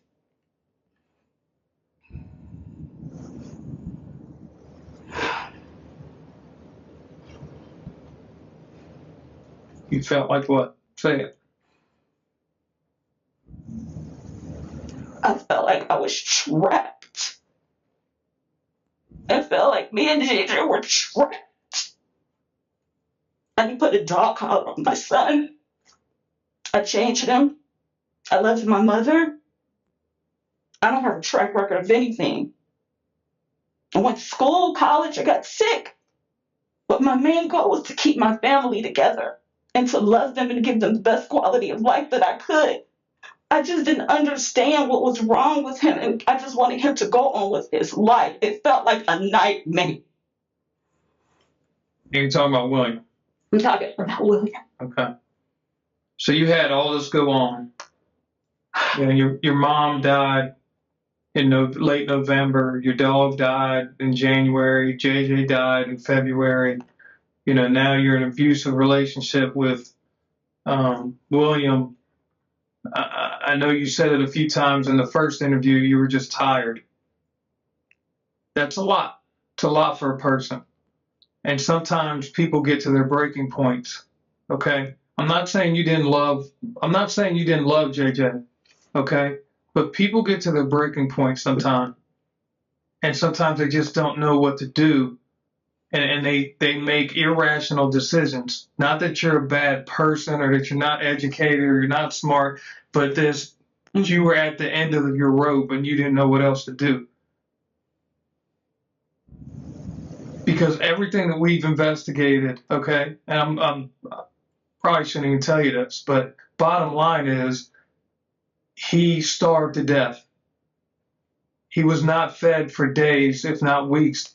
That's not true. It is true. It is. You can't say it because here's the difference. You can say that, but the evidence, there's no doubt, there's no fighting the evidence from the autopsy.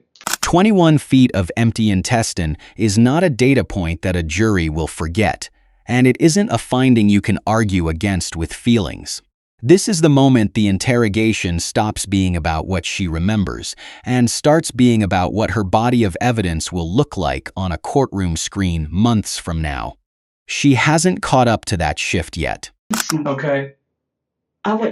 There's nothing that you can do to change the fact of what we found in the autopsy. Nothing. Sir, I'm telling you that I fed my son, that he ate, that I didn't starve my son. You said you fed him that day. You said you fed him food that day. William fed him, supposed to fed him that morning, and then I fed him. When you all came, I had food out there waiting for him.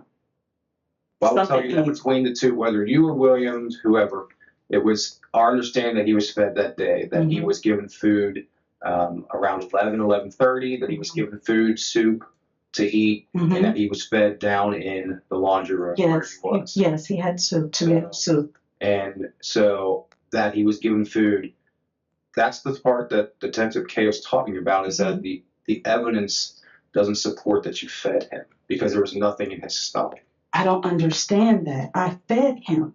And I understand that you don't want to understand or you don't want to believe that. But that's the part where we're trying to ask you I understand. about how things were. And if you were at that point, when he's talking about the breaking point, is there something that just in your mind you said, I can't do this? I took pride in loving and caring for my son. But let me ask you this. I know that you talked about how you didn't go to the basement very much because that was William's bedroom over there, that you had a hard time getting up and down the stairs sometimes. How do you know that JJ was being fed? Were you making the food, which is what you're telling us, that you took care of him? Yes. And then William's job was to bring it to him? Yes. Is that usually how it works? Yes. Okay. And then when they were done with food, who cleaned up? Who got the dishes or brought it up or anything along those lines? JJ will bring it up, and then we'll get a shower and we do our work. Okay. But there's a history of me always feeding him. There was no breaking point. I took pride in whatever I had, making sure that he ate. Did you see that he was eating? When I called him in the evenings, in the afternoon. I didn't know, like, did you see him physically eat? Did you eat with him sometimes? Did you go in the room and watch him eat? Did you feed him? I would eat with him. Did you have the ability to, like, again, or I'm sorry, did JJ have the ability to feed himself, use a spoon, a fork, yes, he did. Whatever he could feed himself? All that stuff. Okay. Yes, he did. And that's what I'm asking you, if, you know, you physically watched him eat his food. Yes. But the food that he ate that day, you did not see him eat. I did not. Okay. But did you see him eat the night before? Yes. And then did you see him eat the day before that? Yes. There's still no food in his stomach. There's nothing in there. There should be some food in there. Well, again, I understand you want to believe that, but we're telling you that. I understand that. Medical professionals who do this for a living and examine JJ, there's nothing there.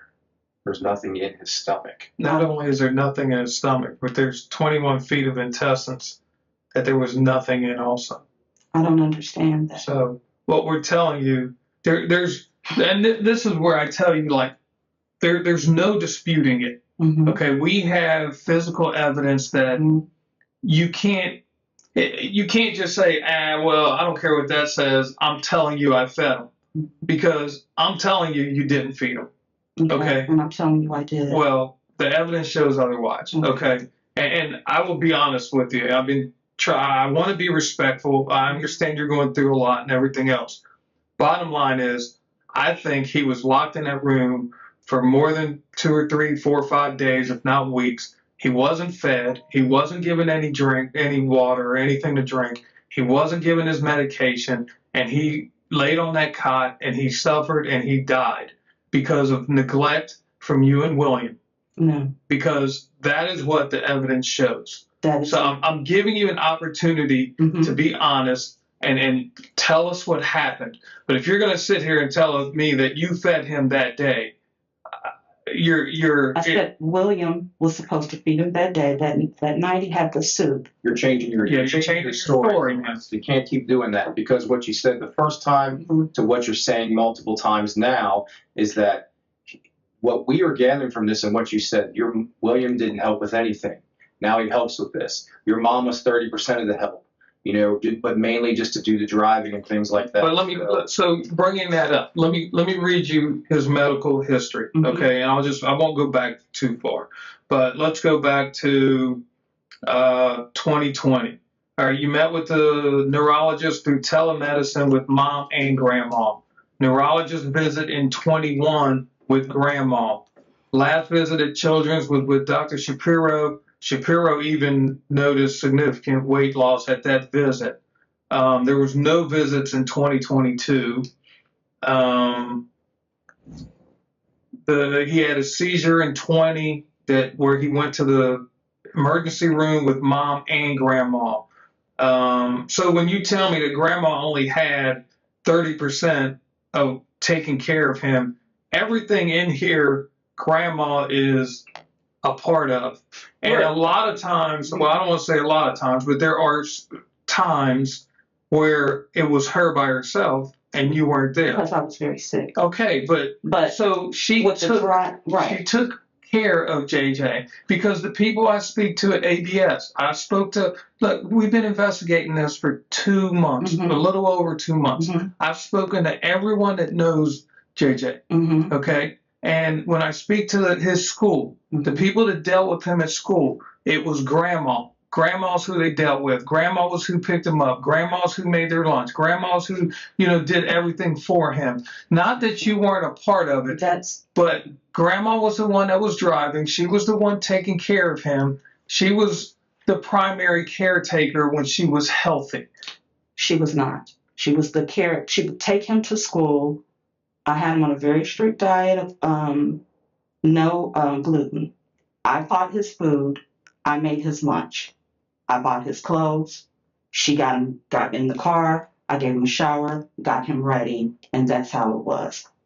She was with me because she was my support system. I was at every ETRs, IEPs, and she was with me. So that is not the truth. So I think she's more involved than just 30%, what you're trying to say. So, no, she wasn't. But I appreciate what you're trying to say. We're going to agree to disagree. She wasn't. Okay.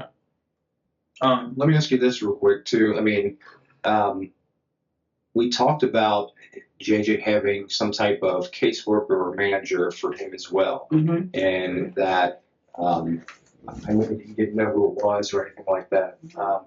Do you remember the last time that anything with the case, anybody, case manager or anything like that, did anything? I don't. Okay. Did people reach out to you and offer things, or no? Did you ever talk? No, did you talk to anybody, or no? At one time when they had a scholarship where I could get respite, but that ended before COVID. Okay. Let me ask you this. I know we talked about because you can't work, and I think we discussed some financial things a little bit the last time, but how do you get money for having JJ? Is that something that happens, whether it's through JFS or through the government? JFS and disability. Okay, so through JFS and disability, you would get a monthly check for the adoption process, and through disability with JJ. Do you also get a disability check for yourself? No, he doesn't get disability. Okay, he doesn't? No, okay. Just me. Did you get something for having JJ, like with his disabilities and help and assistance from that, whether it's through JFS or anything else? No. Okay, so the only check that you got was specifically for you and disability from the government. Is that right? This is how it is. I get disability, and then he gets a per diem from the state. Okay. Well, who gives that per diem? The state of Ohio gets that? So, but you get that through Hamilton County's JFS? Okay. And he gets a per diem? And that was a monthly? Okay. Do you remember how much that was? $1,200.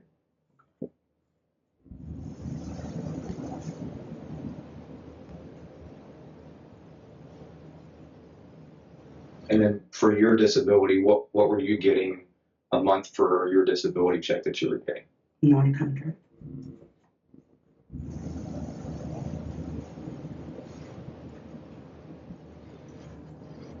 And did William contribute anything? No. I know that he did. No. Did he get a disability check that he would contribute or anything? I don't know. He didn't contribute anything. Okay. Is there any other financial assistance that you would get from anywhere? I know you mentioned that you would get some food stamps or anything like that, but it didn't seem like it was very much. That's it. Okay. Did you get anything as a result of, I know that you were talking about retirement stuff with your mom. Did there anything start coming through with that? No. Was anything from that end? Okay. Just enough to bury her and a $200 check. Okay. So you did get, there was a $200 a month check that was coming, or just a $200 check. For one time? One time to give. Okay. And then, so when we were talking about ABS, and I know that we talked about how that was one of the places that JJ went to. What was the reason he stopped going there? My doctors wouldn't allow me to let him go there because of my health. So the doctors wouldn't let you? Okay. It didn't have anything to do with JJ? Nothing to do with JJ. Okay.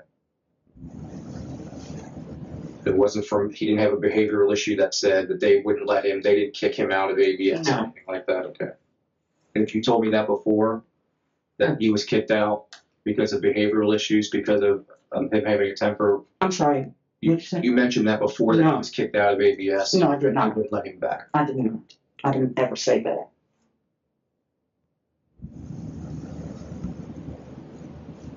I know you said you have 3 autoimmune diseases. What are they? They're very serious. And is that the reason you're on disability? Yes. Because of that? Okay. Mm-hmm. All right. Which doctors told you, like, if there's a doctor that we need to talk to that said you can't send JJ to ABS anymore because it's Dr. Sohamusa. Dr. Sohamusa. Okay. Mm-hmm. So you're a doctor? Mm-hmm. Okay. Do you know who is he with? Who's his doctor? No. Who is he? Like, what provider? Is he with Mercy? She. I'm sorry. She's by herself. She's by Private herself? practice. Mm-hmm. Okay. And it's Musa is the last name? Mm-hmm. Do you know how to spell that? No. Where's her office located at? Westchester. Do you know where in Westchester? Not offhand, no. Okay. Mm-hmm. When's the last time you saw her? I'm supposed to see her now. I don't even remember. You don't know the last time you saw her? I can't really call. Has it been a while? Mm-hmm. Alibis built on other people work only if those other people can be found. Watch how the specifics dissolve the moment a detail could be verified. No address, no spelling, no date. The vaguer the reference, the harder it is to disprove, and the harder it is to prove. That's not accidental. That's the shape a story takes when it isn't meant to be checked. A few months, maybe. I'm supposed to go, but... Oh, just a few months? Mm-hmm. Okay. But she's the one that said that JJ should not go to this school because... That is, yes. Okay. Mm-hmm. Okay.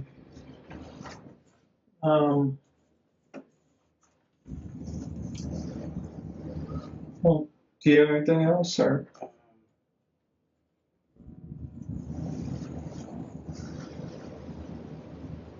No, I think one of the other things I kind of wanted to clear, I mean, I know you mentioned that JJ being downstairs because you thought it was the warmest place. Mm-hmm. You know, obviously some of the things that we discussed, and I didn't know all of these things previously, but one of the things I kind of want to hit on is what we talked about is that when I asked why he wouldn't sleep in his room, you mentioned that he felt very comfortable with the cot. You felt that the cot was the least likely place for him to be injured if you fell off of that. Correct. And that his bed was too high. Mm-hmm. Where was his bed in his room? It was on the floor with stuff covering. It was a low bed, but that was broken. So we bought a new bed, bought a twin, extra long with a mattress. So it's going to clear it out. When was the last time that he slept in that room? Probably about almost a year. So you've been sleeping in the basement for about a year? He's been in my room with me. Your room? Mm-hmm. He slept in your room with you? Mm-hmm. And again, I think we talked about this too, that was JJ capable of going to the bathroom on his own? He didn't need you, but you kept the diaper on just in case there was accidents? Or he never had a bowel movement on himself. I made cutouts so that this would be covered and he could have a being. But so he could urinate. He'd let you know. He could walk up the steps and go to the bathroom on his own? Okay. He would let you know. He would let you know? How would he let you know? If he was in the basement, how would he let you know? He would say boo-boo. Okay. And did you always hear him if you were upstairs? And He'd come up and tell me. It's okay, it's boo-boo time. Okay. Did William ever help with that? If William was downstairs, did he ever say, hey, it's time for him to go to the bathroom? Yes. The only reason I ask that is just because it's if that was the case, you know, the amount of feces that was on him from the pictures that you just saw would suggest that he didn't get up to do that he wouldn't get up to go do that if he was doing that on himself, and that the fact that the cot had as much feces on it as that was there is a concern that we're also talking about. Right. And when you don't want to believe that you saw that or those things, but that is what we saw, and that's not just fresh, that's old. That's definitely has several days worth. It wasn't several days. However, there would be times where he would have accidents out. Sure. You just carry extra clothes. He wasn't fully potty trained. But you'd mentioned that you could clean, and I will tell you that in the previous interview, you mentioned that you cleaned him up that day, the day that he died. No, then I made a mistake. No, he had a seizure. I kept him down there because I was afraid if he came upstairs, I was too weak if he fell out. That is the reason. Okay. But I want to reiterate on the sleeping arrangements, if you don't mind. I mean, obviously, you and William were engaged for 7 years. You guys didn't sleep in the same beds or No, same rooms or we anything? did not. Okay. So he slept where? Downstairs. So his room was in the basement? That is correct. Okay. And your room was that back room to the right there with the bathroom in it? Was that yours? That was my mother's. That was your mother's. Where was your bed? In the back. On the other side then, right? Okay. Okay. And you're saying that JJ slept with you every night up until maybe a year ago or so? Correct. Okay. All right. Does William have any kids? He does. Do you know who they are, or have you ever met them? I have. What's their names? One I don't know too much about. I don't know if that's his child or not. She's an adult. Her name is Christina. Christina? Okay. Who else? Chris, do you know her last name? The same as his. Turnage? Okay. And she's an adult? Mm-hmm. Do you know roughly how old? In her 20s. 20s? Okay. Does he have any other kids? No. That's it? Just the one, Christina Turnage? Okay. Was he ever married prior to your relationship with him? Yes. He was? Okay. No kids from that marriage besides Christina? Or? I don't think so. I don't know. So, I know we didn't get to talk about this, but so obviously we talked to William that night too, the first when JJ died. Yes. If William says that JJ goes to the bathroom in his diaper and wets it and dirties it all the time, he's constantly need to be changed, would that be accurate? No, not necessarily. He urinates on himself. But if I can catch it, we'll do something. I'll say it's time to boo-boo. Okay. Matter of fact, I wrote down he described him like a newborn baby, that he is constantly going to the bathroom, that he doesn't go to the bathroom on his own, that he's continually dirtying his diaper. So you think that JJ would do that, that he would be able to get up, and that William's statement was inaccurate? It's inaccurate. You can say, JJ, it's time to boo-boo, and he'll go boo-boo. The other thing, too, is that he mentioned that JJ had to stay in his room because if he didn't, that he would get into things and he would constantly get into stuff and would eat, and they had to do that to keep him, he had to stay in his room to keep him from getting into things. And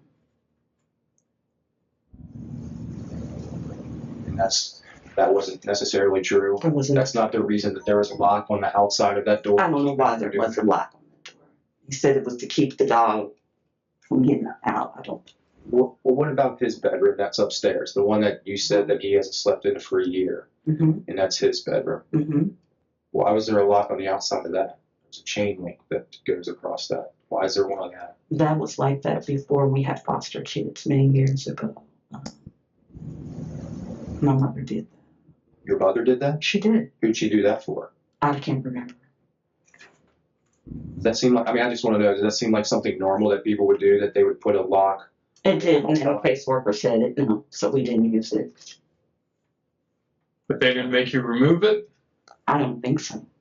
I mean, it's still there. Yeah, So, I mean, obviously they didn't. But I mean, if I was a caseworker and I didn't want you to use it, I'd ask you to remove it. Right. Because otherwise, I have no way of knowing if you did or not. She just didn't feel safe with a particular teenager. Okay.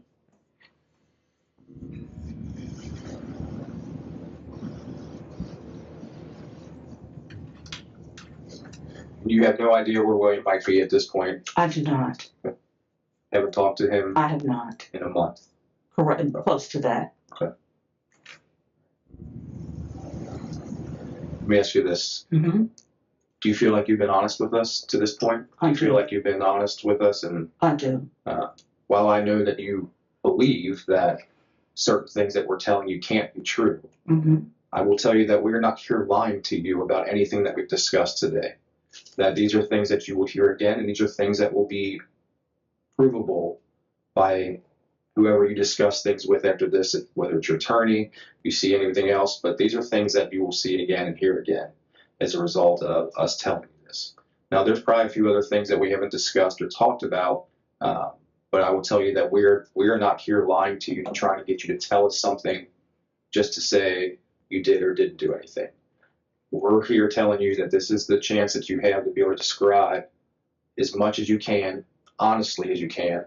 And right now, I'm having a hard time believing that you're being honest with us.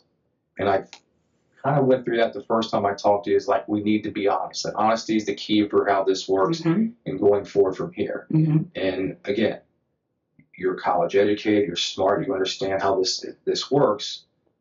But if we go forward from here, and then we continue to investigate, which we will, we'll continue to investigate.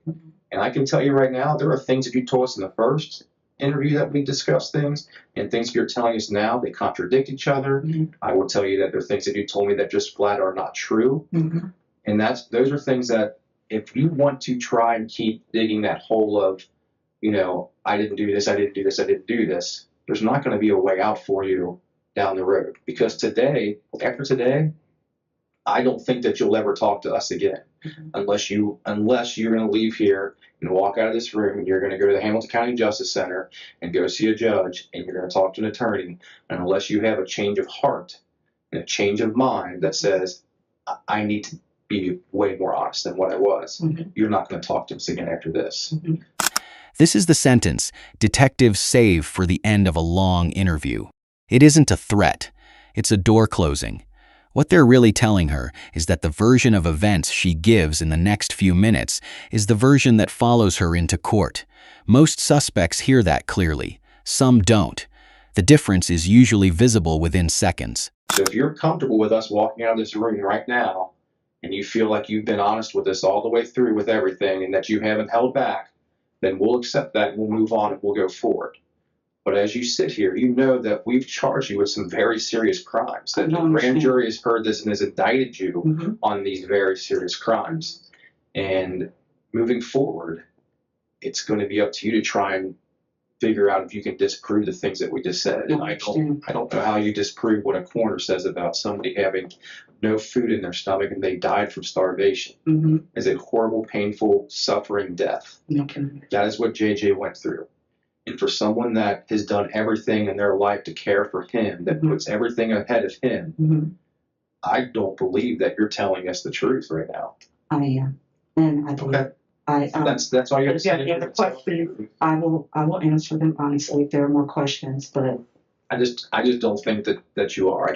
I think you're leaving things out purposely to try and make it seem like you weren't neglecting him.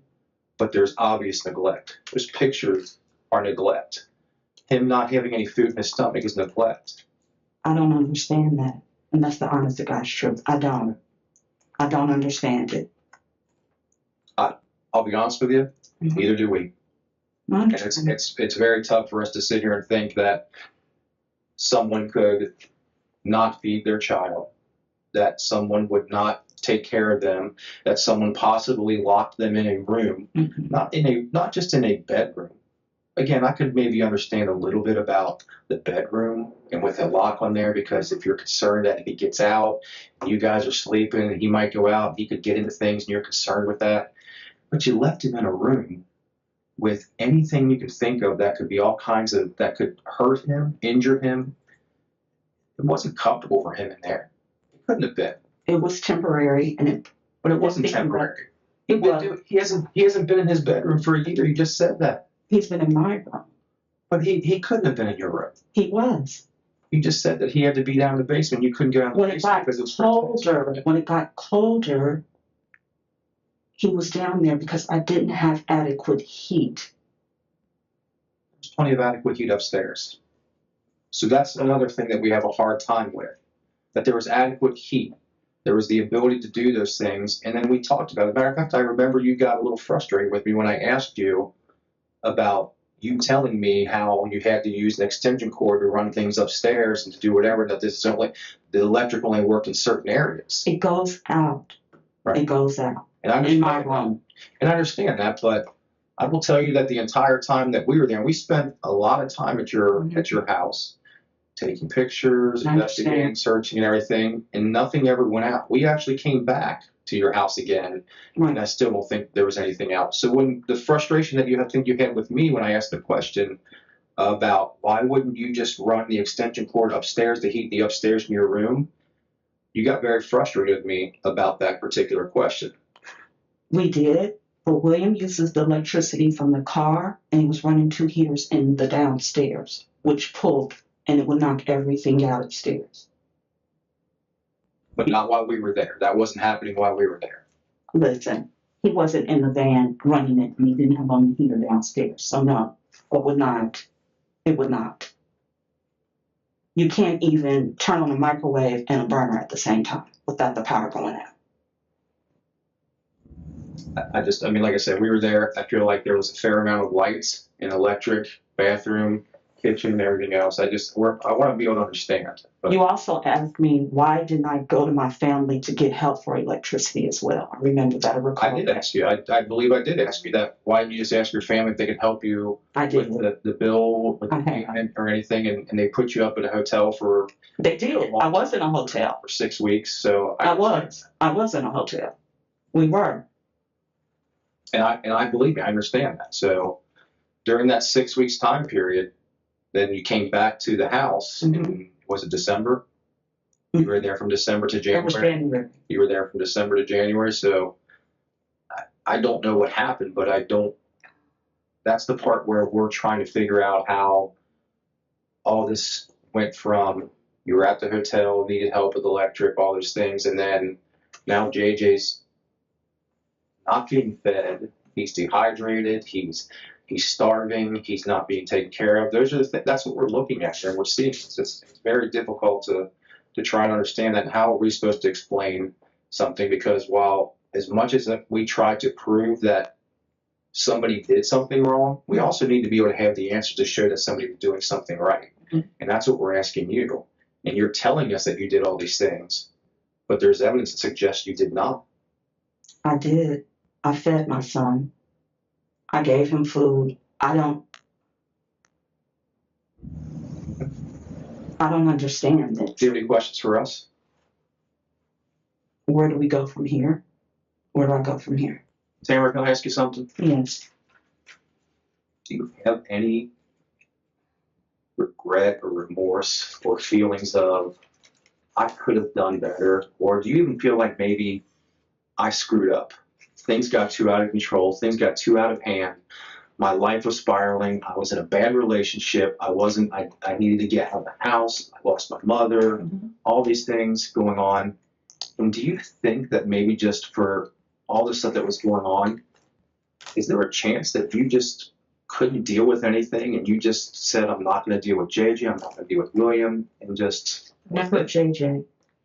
Never JJ. But I do. I don't understand. I mean, we're parents, all right? Investigators call this the mercy offer. It isn't kindness, it's a technique. The moment a suspect accepts even a partial version of it, I was overwhelmed, things slipped, the case takes a different shape entirely. What she just rejected wasn't sympathy. It was the last door in the room that led anywhere other than trial. I don't understand how he does not have anything in his stomach, Tamara. He doesn't have anything in his stomach. He doesn't have anything in his intestines. He's covered in feces. This is a kid that can't take care of himself. He needs you to do this. I understand. He needs you. I understand. He needs somebody to do this. He laid on a cot and suffered. He suffered horribly. My heart is broken for him. And you're supposed to be his mother. You're supposed to be the one that takes care of him. Tell me why. Tell me. I don't know what to tell you, that I've given and I loved and I fed him and I did everything that I could for him. But you stopped at some point. I did not. You had to have. I did not. You had to have stopped. I did not. You absolutely stopped. I did not. then why does he not have food in his stomach? I don't Why understand did that. he lose the amount of weight that he's I lost? don't.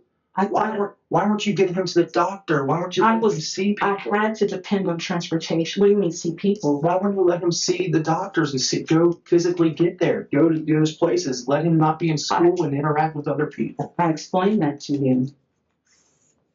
We were getting back to that. Do you think that doctor that you tell, do you think she's going to tell us that she said that? Yes. Do you think she will tell us that? I do. Yes. Okay. I don't necessarily think that would be the case because I feel like with today's society and medical advancements, I think people can do a lot of things that don't need them to be that way. But I and Detective Ko and anybody else does, but we want to know why. We want to know why things happen. Sometimes we don't get the answers, and I don't think we're going to get those answers today from you either. But you don't even seem sorry or upset or have any remorse for what's going on, and the fact that we're sitting here telling you that the child that you adopted at the age of 11 months suffered for the better part of at least a couple weeks, if not longer. And was in a basement in a room that had nothing but chemicals and cement, and the best place for him to be is all this. None of this makes sense to me. Doesn't make sense at all. Understand. I've been grieving for some time now. I don't have to just show. So is that the reason? Is that the reason why you lost touch with JJ because of your grief? No. And I have given, and right now I'm in shock. Just like I did not remember you.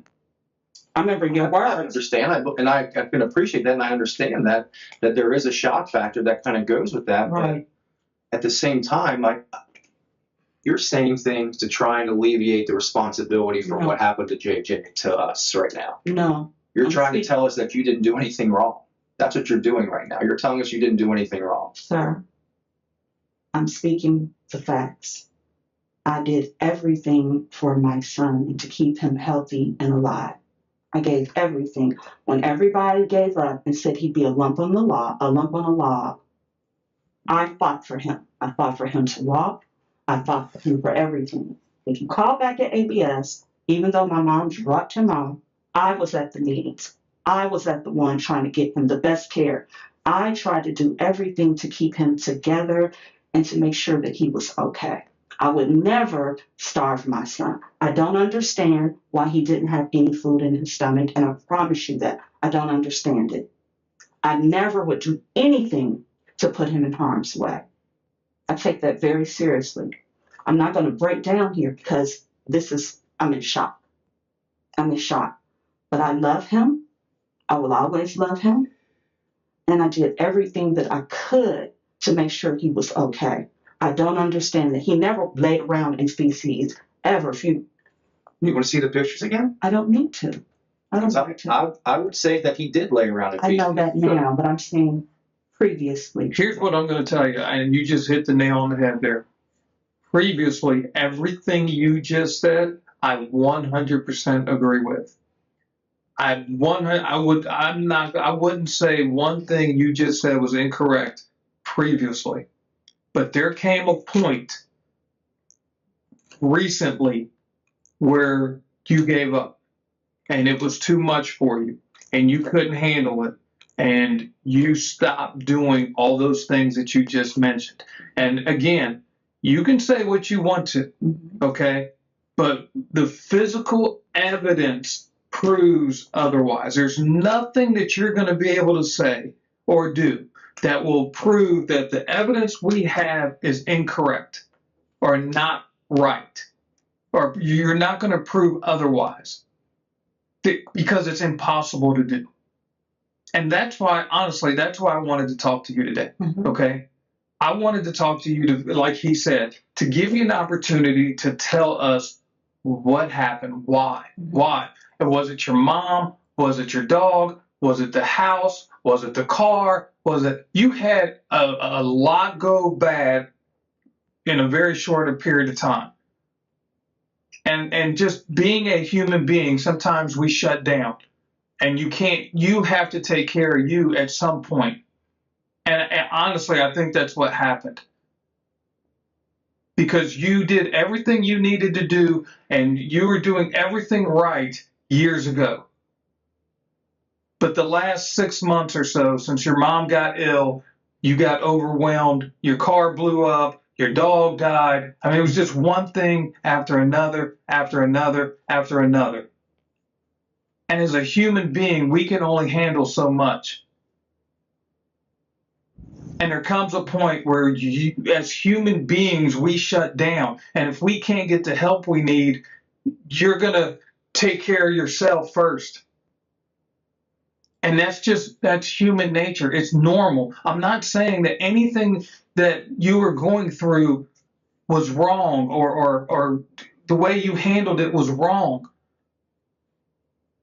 But what you need to do is look in the mirror and be honest with yourself and say, yes, this is what happened or whatever. Because whatever you tell us, okay, we can prove otherwise. Because your son was not fed. Your son didn't have any liquids in his body.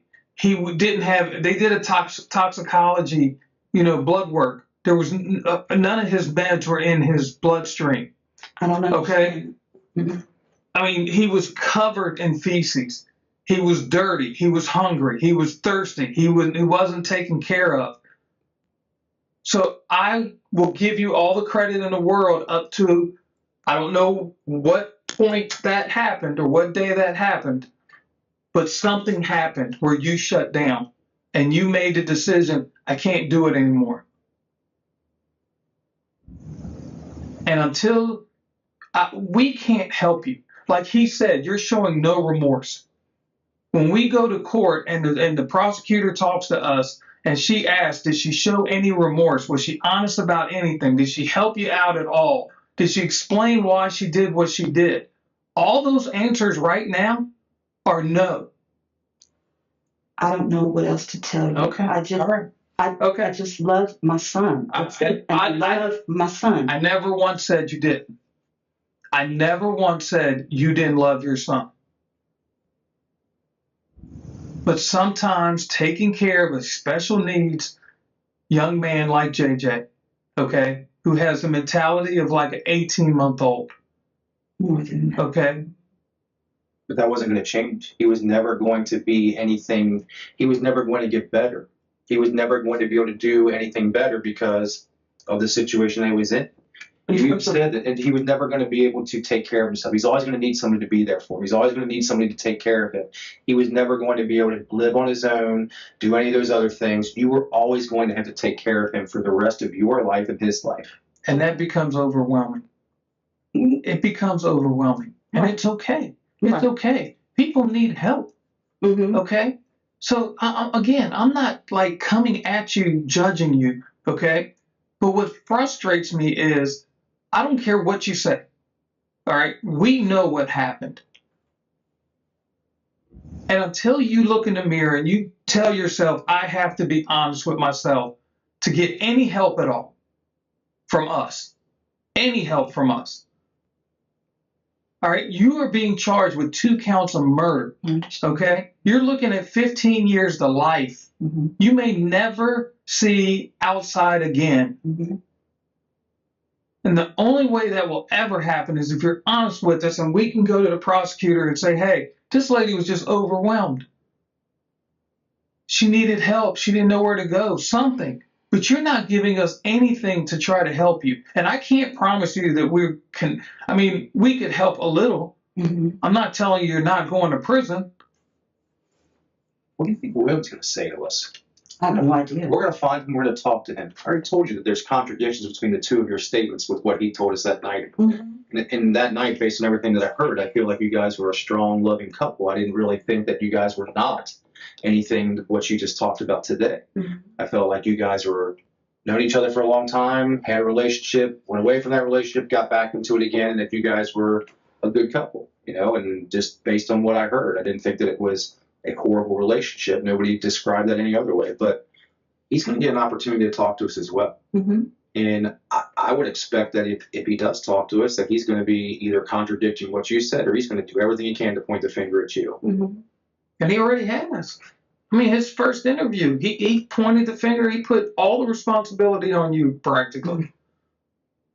Mm-hmm. I mean, he's going to try to save his butt if he can. Mm-hmm. So you need to do what you can to try to help yourself. I understand. Okay? Yes. And this is why I wanted to talk to you. I wanted to give you the opportunity. I thought after thinking about it and going through it for all these months and knowing that you're being charged with murder and that it's real now. It is. Okay? That maybe you would, just be honest with us and tell us what happened. And you're not. You're not at all. Not too many holes and gaps in everything that you said for us to be able to say that she told us the truth about something. You're going to tell us you told us the truth. I'm telling you that's not going to work when we go to court. It's not going to work. Your attorney is going to ask you, did you feed him? And you're going to say yes, and he's going to look at a piece of paper that says, this paper says you didn't. How do you, what's the answer to that? Other than I fed him. I did. That's not the answer, though. Who's going to believe that?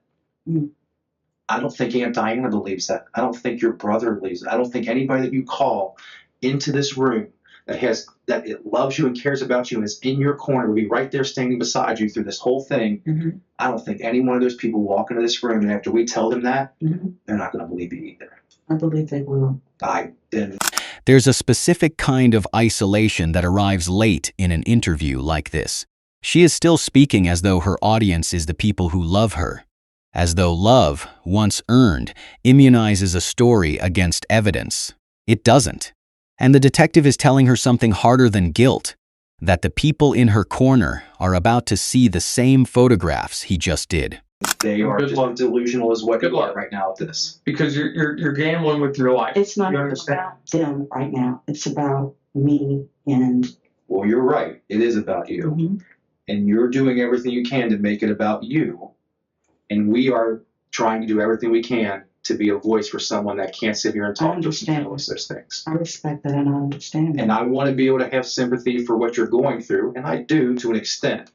But I'm also sitting here looking at somebody that is sitting here telling us things that we know aren't true, and they're lying to us, which we expect. We expect people to lie to us.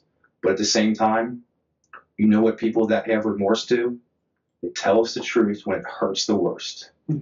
When they know that they're going to say words that come out of their mouth that are going to make it look like they did something they shouldn't have, but because they have remorse, and because they care about the person that they did something they wish they never did to them, their son, somebody they loved and cared about, that's what comes out in these rooms sometimes. But you're not there. You don't want to do that. And you're not going to have that opportunity to talk to us again because I don't think your attorney will ever let you do that. But we're going to walk out of this room now. And the last thing that we're going to sit here and talk to each other, we're going to go talk about this and tell the prosecutor is that she had the opportunity to apologize in a setting like this, to say, I'm sorry for making mistakes. I'm sorry for doing what I did. I had all this going on and I screwed up. I was overwhelmed. And I'm sorry that my son is gone. Do you take responsibility in that? I do not. That's where we're going to have the issue for the rest of this time while this is going on. Because if you don't take the responsibility in that, who's to blame? Whose fault is it that he didn't eat? I don't understand that. Here's something you have to understand. You're sorry that your son's gone, but it was your responsibility to take care of him. I understand that. And the reasons that he died were the exact same reasons or responsibilities that you had to take care of him. It was your responsibility to make sure he was fed. It was your responsibility to make sure he was taken care of. It was your responsibility to make sure that he was taking his meds. It was your responsibility to make sure he was cleaned up and taken out, in good condition. Every single one of those things that I mentioned weren't being accomplished. And it all falls back on you because you are the guardian. They gave you the responsibility. They felt like you were worthy of that responsibility for that human being. Okay? But do you? You're nodding. It's that you say you understand that, but do you understand that we want you to realize that you're not taking responsibility for any of this? That you think that what you did was perfectly fine. You're sorry that he died, but I don't really believe that you are at this point. I'm having a hard time understanding you saying I understand when it was your responsibility to do these things. It was your responsibility to feed him, to clean him, to love him, to hold him. not to put him in a room on a cot that's covered in feces with restraints and a locked door in a room that is cold as can be, the coldest room in your entire house, with chemicals and detergents and nothing there for him to do other than lay on that cot. He could have done anything else. He could have sat in that room upstairs with you. He does. You're worried about not being able to take care of him and handle him. I'm going to tell you this right now. He was skin and bones. You could have done anything you need to do to control him physically. He was not that powerful. He was not that strong. Don't shake your head because he's not that strong. He's not that strong. You're stronger than him. You're bigger than He him. probably couldn't even stand. He barely, if he could stand, Y'all don't need to do anything to, what are you doing? because you said when he had seizures and all these things, he was violent. He had to do that. I understand the seizures, but what about all the other times? Do you understand when people have seizures that they're more lethargic? They're lethargic. When they come out of their seizure, they're very lethargic. Okay, well, I want you all to take a look at this. I had to call 911 a couple of years ago. We know. And they came out, and the first thing that they said, did he hurt you all? Because he was very, very aggressive, and that's how he was. He was very aggressive. Wait, when?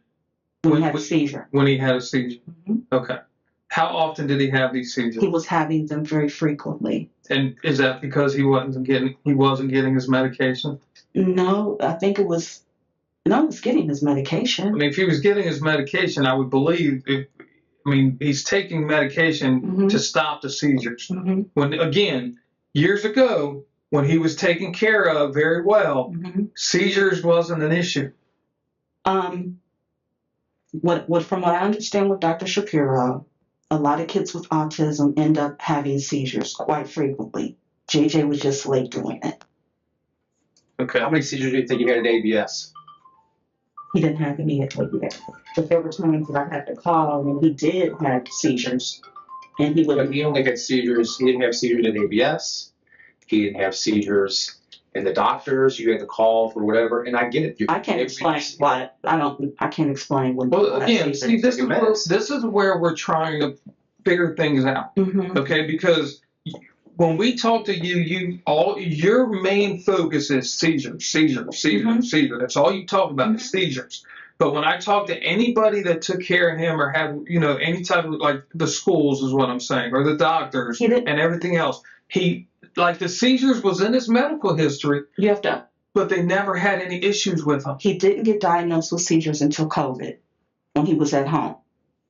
When he was attending ABS, the first part, he did not have seizures. Okay, well, ABS is telling me something different. Because he didn't go. He went back to ABS for a very short period of time after COVID. But they say yes, seizures was in his medical history, but they never had an issue with seizures. He wasn't there that long. What do you mean? He was there for years. No. When he went back, when he was formally diagnosed, is what I'm saying. COVID, correct. Okay. No, you're right. He was, and again, I could tell you as much about. I think I could tell you as much about JJ as you could tell me about JJ because I have done nothing but investigate this for the last 2.5 months. I know everything about JJ. I know everything about you, your family, and everything else.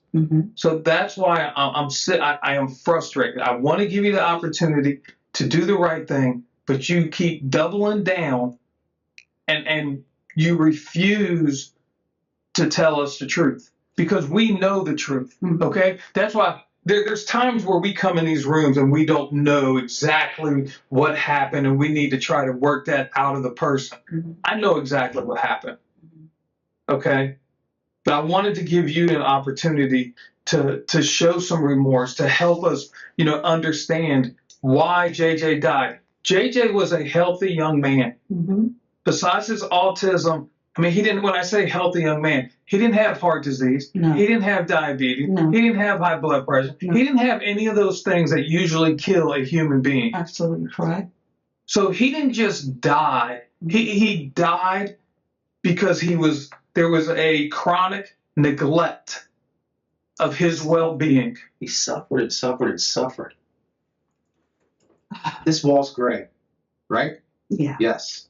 You're telling me every time I say this wall's gray, you're basically saying no to everything that we're telling you. That can't be true.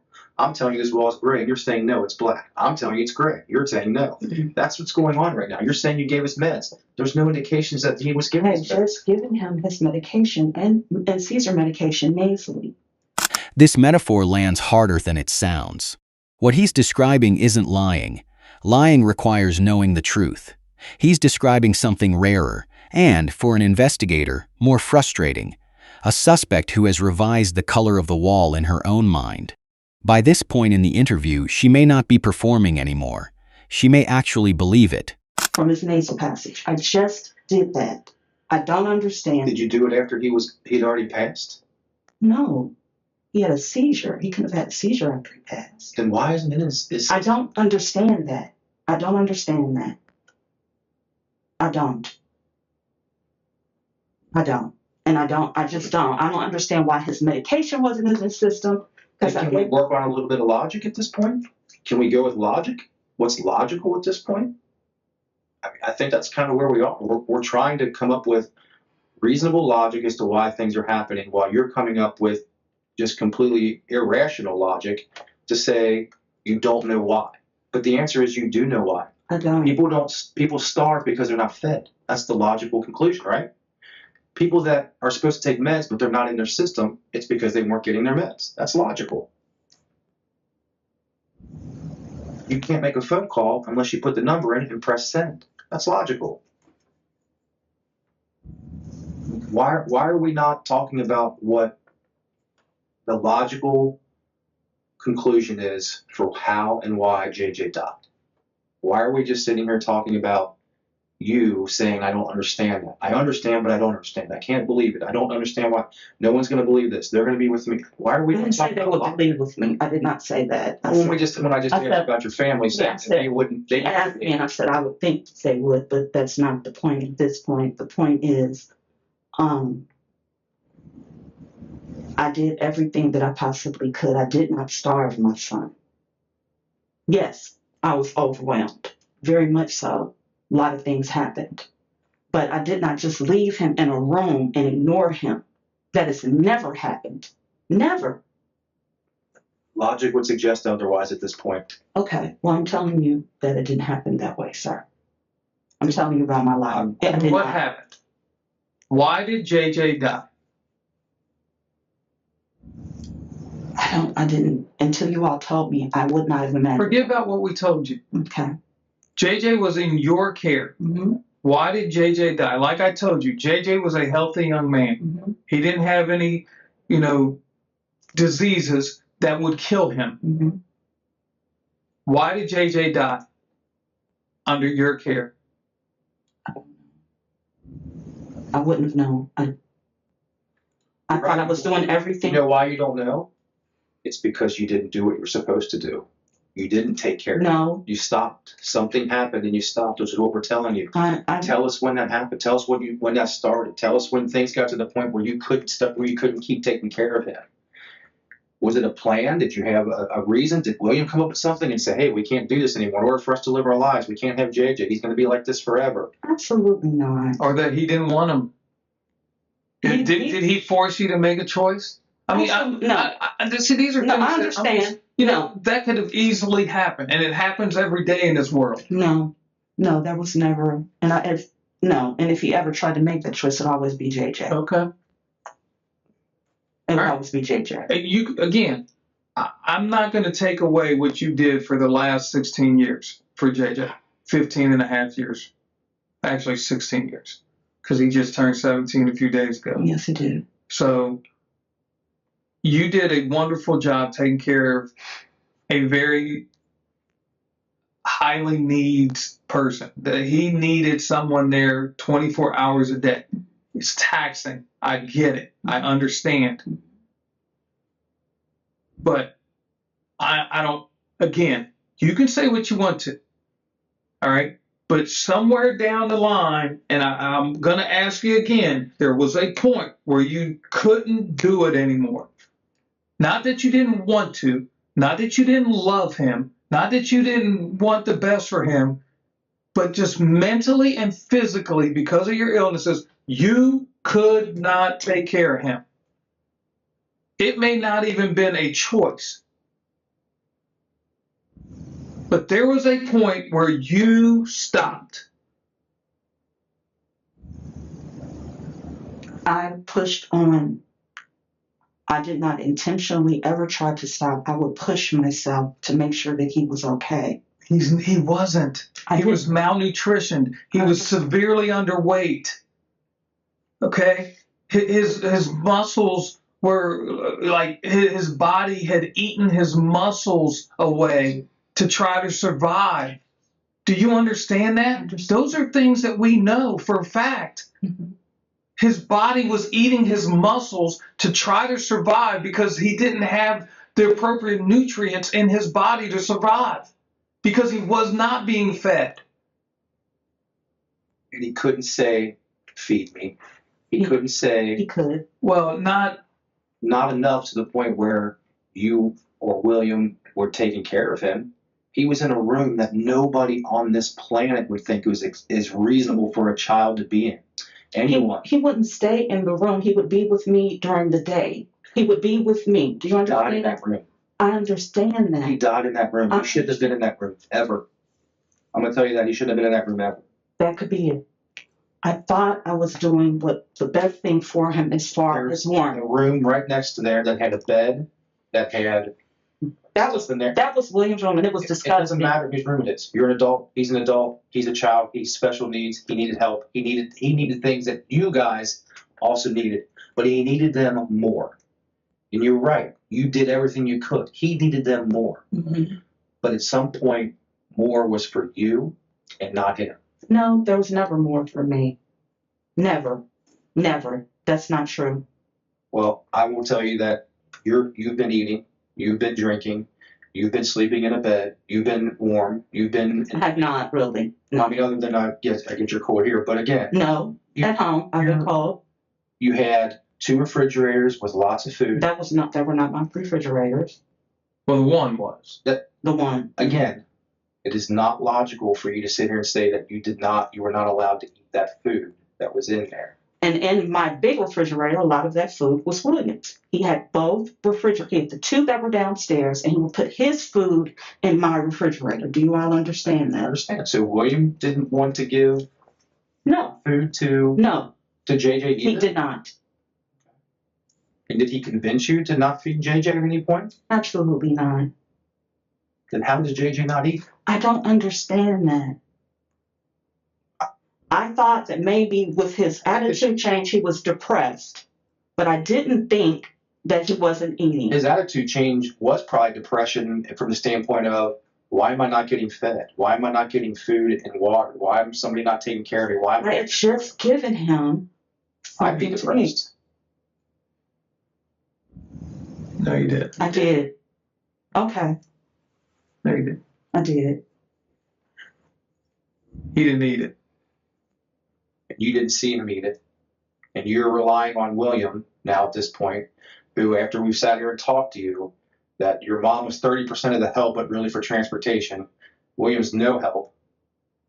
But you're depending on him to help. And now you're pointing the finger at everybody else but you. I'm not pointing the finger at my mother. Why not? Your mom took care of him. I think your mom was way more than 30% of the needs that she took care of him. What if I told you that your mom spoke to one of the ladies at ABS and told them that she was very concerned about JJ's well-being if something ever happened to her? You think it could be a true statement? No. My mother had dementia, so I don't believe that she could say that. She had dementia at the end. Maybe. No. I mean, she could have had dementia when she was driving JJ around, taking him to school. As I look back. Correct? No, that is very incorrect. Okay. That's a scary thought. Well, I didn't know. I would see things, but I didn't know. I didn't know. And then COVID hit, and it was best for us to stay at home. Okay. Well, we've given you every opportunity to tell us what happened.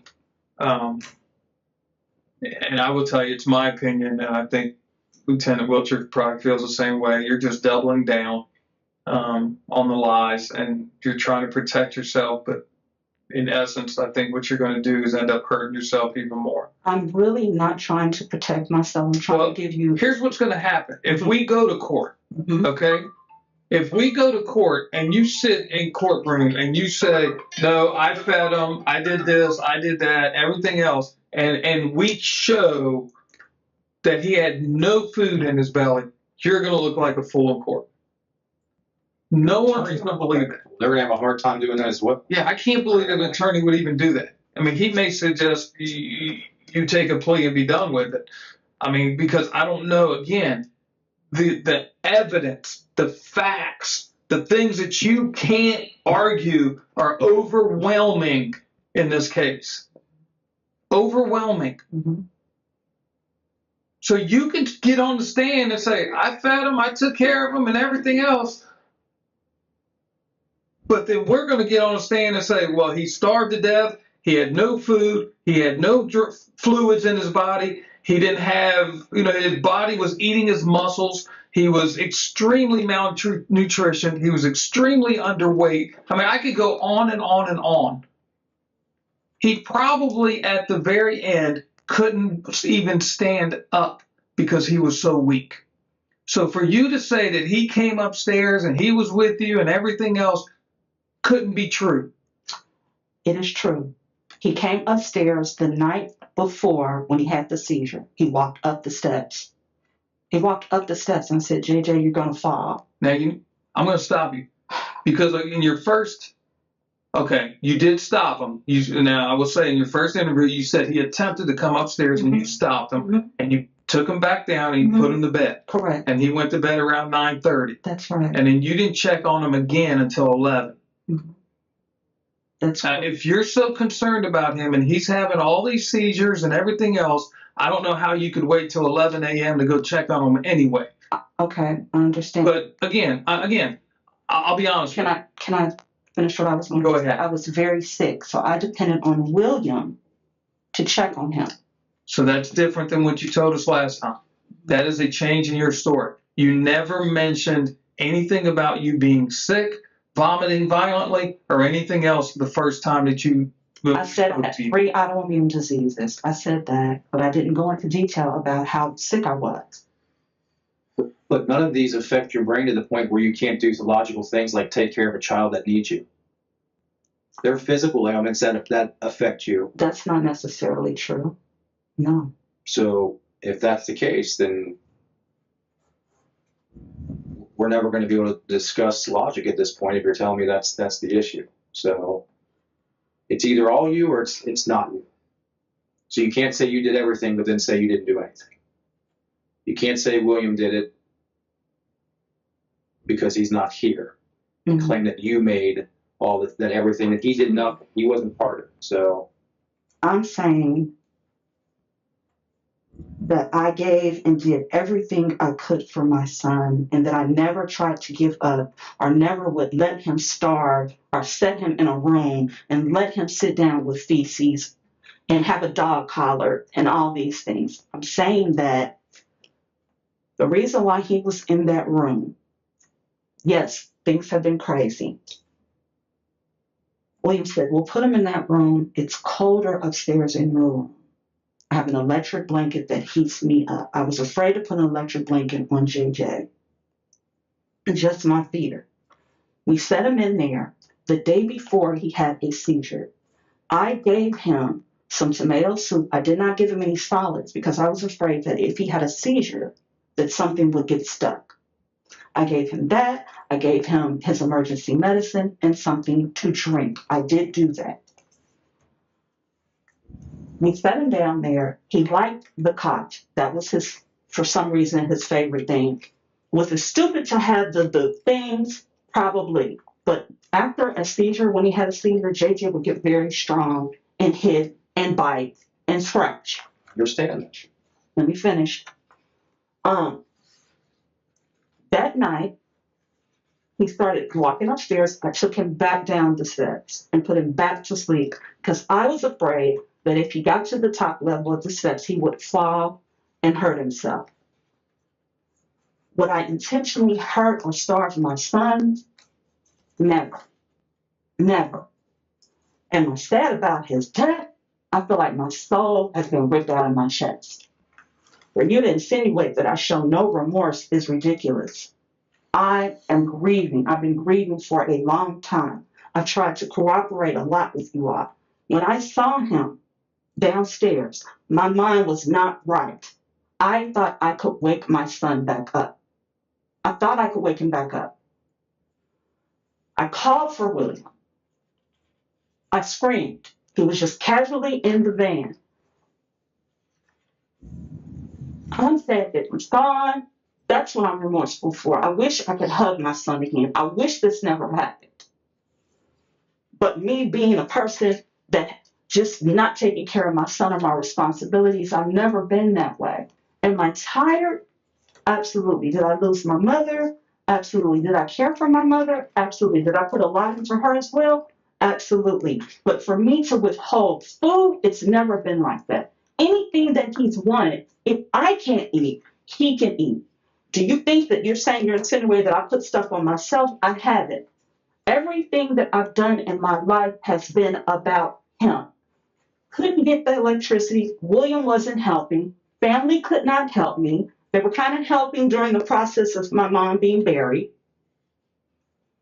My point was to go to people working cooperatively and get help and call them as much as I could. They were like, electricians are hard to find. You're sorry. I went to my father. Didn't seem like he could help. There was nobody that could help us. What I did discover when I cleaned the downstairs, because I wondered why our electricity would go out at night, which it did. Great that you all were there. You got adequate light and electricity. My mother's room didn't really have light. The hallway doesn't have light. The bathroom, the main bathroom, the light goes on and off. So I don't understand. JJ's room doesn't have any power at all. I don't understand how you all got electricity, but somehow magically you did. In the middle of the night, the heat goes out. But what I didn't know was that William was downstairs with 2 heaters that would pull. According to the people from Duke Energy, they said that we need a new wiring system, that ours was old. Try not to have too many things on at once, because if you do, you'll have to go down to the fuse box. You can't, we bought a little burner. We can't use the stove. The refrigerator works. There's no hot water. There's no hot water. I have to boil water, have to sit in the tub and pour the water over you. If you all looked, you see all of the men's products. Those are not Williams. Those are the products that I buy for JJ. Deodorants, colognes, Suave body wash, Axe body wash, his toothbrushes, my mom's toothbrushes.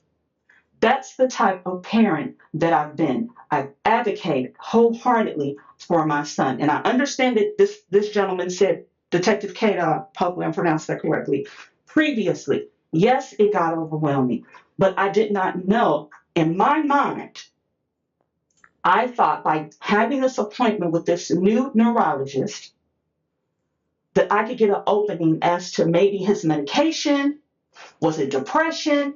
What was going on with his weight loss? Is he growing? But my mother was his friend. They were friends. She was not his primary caregiver. In the many years that he was alive, my mother bought him a shirt. She didn't have to buy him anything, that he wasn't under her care. I bought all of his clothes, and if you all saw, he had tons of clothes, shoes, whatever, and my father would send things as well. I brushed his teeth. I gave him his medicine. I was very much of a stickler. He needs this vitamin. He needs that vitamin. He needs cod liver oil. He needs flaxseed oil. Even when speaking with people at ABS, he had a special diet. Mom brought him there, but my mother, but I was the one who bought the banana chips and the juice and everything else. Yes, he did have a history of pica, but he had outgrown that thanks to ABS. Putting him downstairs, I didn't think that maybe he would get into anything to drink because he hadn't done that. He couldn't open a cap and drink. So I figured it was safe. My main concern was him being in a heated environment. It's him being warm. I didn't care about me being cold. The living room is warm when you get there, but in the middle of the night, because William would be pulling either being in the van or being downstairs, all of that goes off. The heat downstairs, I don't know how that works, sir. Maybe I've been tired. Maybe, I can say that I didn't have everything together, but I had been planning on making things right little by little to make sure that both him and myself were okay. So I put him in there.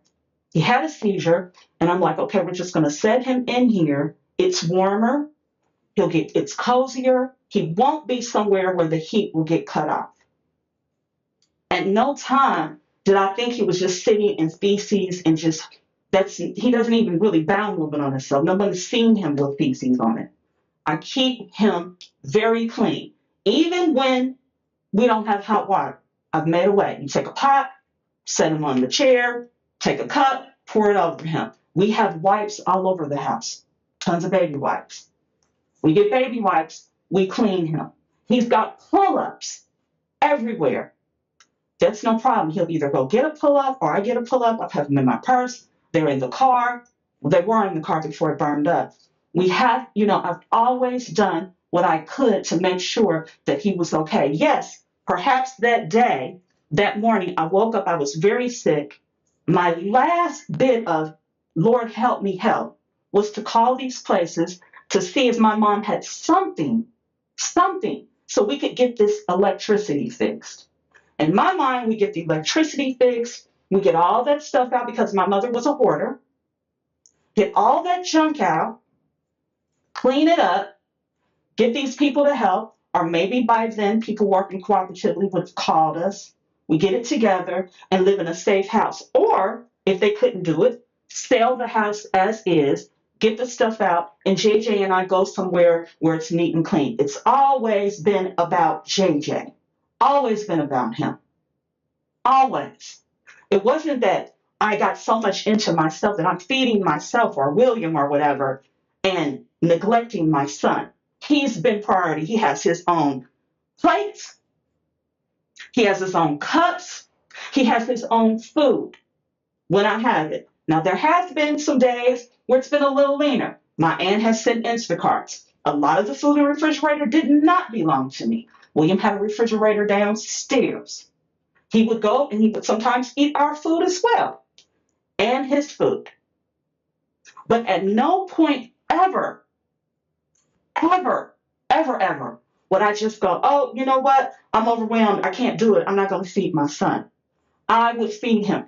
That particular day, because I was sick and William was there, and in a bag, I don't know if you guys saw these little baggies with these little applesauce cups and breakfast bars, which were his treats.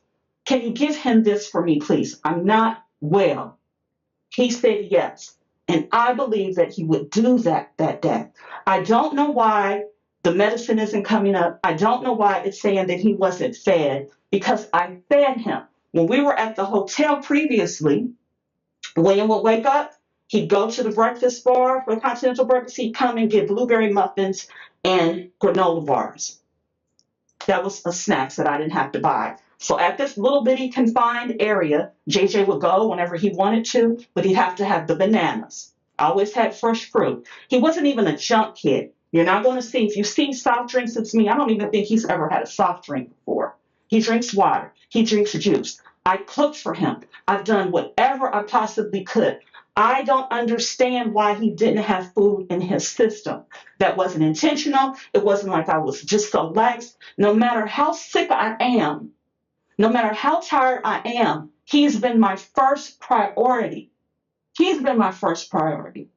I don't just sit him in there all day. He gets up, he comes up the steps, he eats, we do work. He's around me all day long, and he's fine. We've got things on YouTube that he specifically likes. We have books that he has. There are things that he does. My aunt buys him books, his things he loves to bird watch.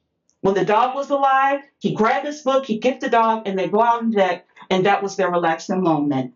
We do work, he'd come back in, drink a little, eat something, and then go back outside. I've never intentionally or tried to ever neglect him. I thought I've been doing the best that I could, and I thought I was feeding my son. I thought I was caring for my son.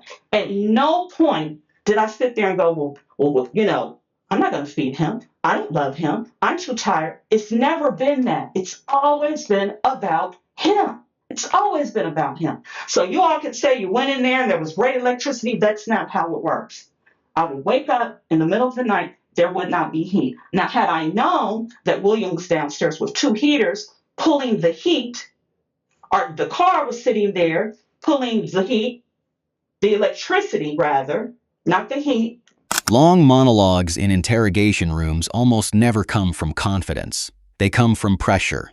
Notice what she reaches for when the pressure peaks. Not new facts, but a return to identity. I am a good mother. I am a caregiver. I am a martyr. When the evidence can no longer be argued with, the self becomes the last thing to defend. In hindsight, it would have been better. But to deal with him in his mouth, to deal with him in an argumentative state, it was too much. My best way was to move and get him out of our lives. And then JJ and myself could live a good life. A good life. I worked hard to try to provide. I worked hard to have a good life. No, we don't have very much. My mother had showed signs in and out. I didn't know it was dementia, but she would drive, but she showed signs that some things weren't right. And it happened more so in COVID. The first seizure happened at home during COVID. So when you guys interviewed the people at ABS initially, he never had it. We called Dr. Shapiro. He started having these grand mal seizures. But everything was about him. My mother could barely care for herself at some points to be able to care for JJ. I hear everything that you're saying. I believe that for the longest of times, that's exactly what you did to take care of him, just like Detective Ko said. I would never not take care. I would never withhold anything. If I didn't eat, if I didn't have things, he had things. He had things. He had food. It was there. It was there. You had plenty of food. That's not the issue. And Tamara, I'm going to tell you something. I'm not going to back down because I have worked on this too long. I've got too much information. I know too much of the facts to allow you to sit here and try to blow smoke to divert what we're focusing on. Okay? You were a good mother. Okay? You brought him up and you took care of him for 15 and a half, 16 years, whatever it was. But there was a point recently where you stopped, okay? Your body doesn't start to eat your muscles away, okay, just overnight. That is a long period of time. My dad had cancer, and I watched him go from 260 pounds to 160 pounds because he wouldn't eat. And his body, the only way his body could survive was to eat the muscle for energy. That's the only way. And that's exactly what happened to JJ. Over a period of time, his body ate his muscle, it ate its fat, it ate everything it could to try to survive. And it finally got to the point where it could survive no more. Because he was not being fed. He was not being taken care of. And you tell me, look at this room. This is the room that you put him in. Look at the clutter. Look how everything looks like. I mean, you gave him if the cot was there, you gave him a 2-foot by 3-foot area to be able to stand in. Well, it's worse than jail. I understand that. Okay? You can say it was the warmest area in the room. It was 56 degrees when we were there. You can say you didn't lock him in a room, but the lock shows on the outside of the door. You know what? This lock was there when we bought this. This lock has been there. You want to tell me that's his favorite cot? Look at the condition of it. Take the poop stains away. And I would. It's frayed. I know. It's a mess. I understand. Okay? I understand. Look at this. This is what he was living in. This is what he was laying in. It's not one day. That's a lot. Look at his diaper. You can't say that you changed him. I did. Okay? I did. Look at this. Look at it. Look at all the food in the refrigerator. There's no way a young man should ever die from starvation when you've got that much food in the refrigerator. That's not all my food, but I did. Tamara, be a human being right now. Be a human being. Act like you have a little bit of compassion to this young man. Can you please lower your voice a little bit? I am. You are not. You are not. You're doubling down. You're lying. You're not telling us the truth. And I'm done with it. Okay. If that's what you want to do, you do it. And good luck in court. JJ didn't deserve this. He did not. JJ was 100% dependent on you to take care of him. I understand that.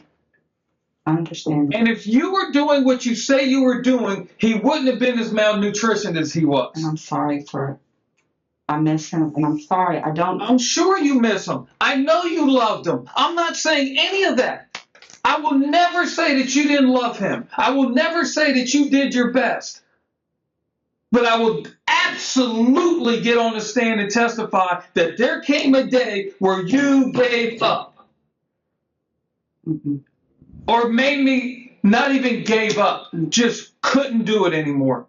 You just couldn't do it anymore. I never gave up. Well, I'm telling you, the evidence is different, and I'm not going to waste your time or my time any further. Okay? I understand. We'll be right back. If that's your parole, don't put it on in here, okay? No. We'll let a female officer come in.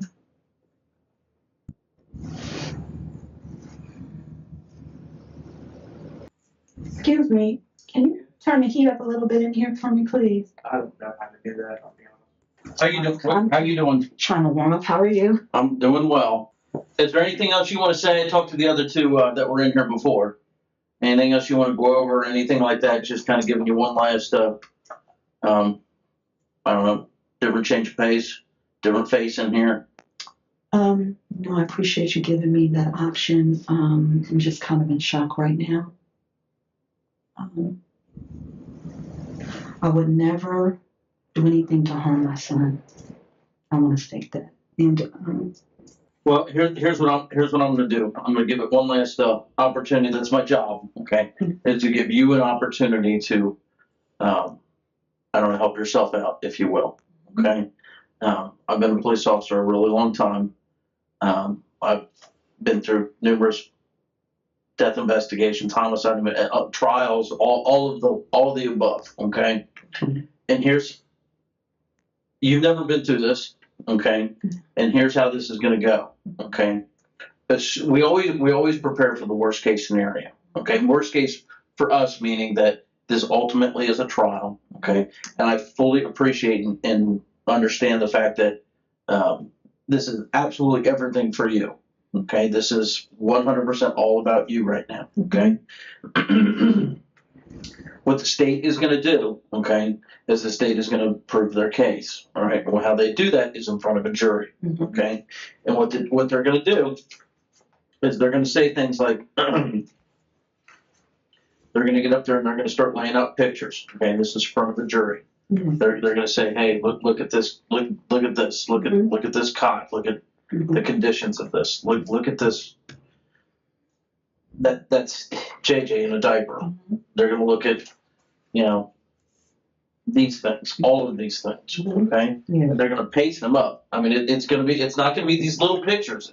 These are nothing. It's going to be big, blown up on a big TV screen. It's going to be a grease board. I mean, it's going to be a presentation, okay? They're going to pull up, things like the door lock. They're going to pull up things like the ambient temperature in the room, okay? They're going to pull up pictures of how big or how small the room is, how cluttered the room is, okay? And how there's just objects or furniture, washer, dryer, all that stuff that's in there. And they're going to put all of this stuff up there, okay? Yes. And I mean, the dog collar. I mean, they're going to pull the pictures of his neck. They're going to pull up the pictures of the ligature marks around his wrist.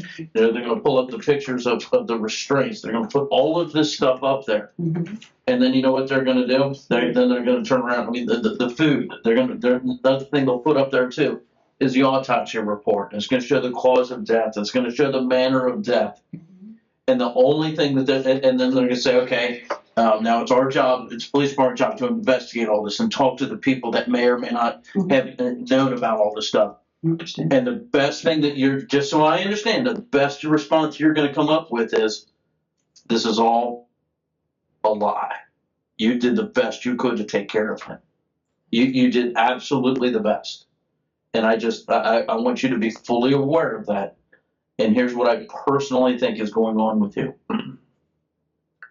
I'm a parent myself, okay? And if this were to happen to one of my children, okay, the first thing you need to do is take responsibility for it yourself.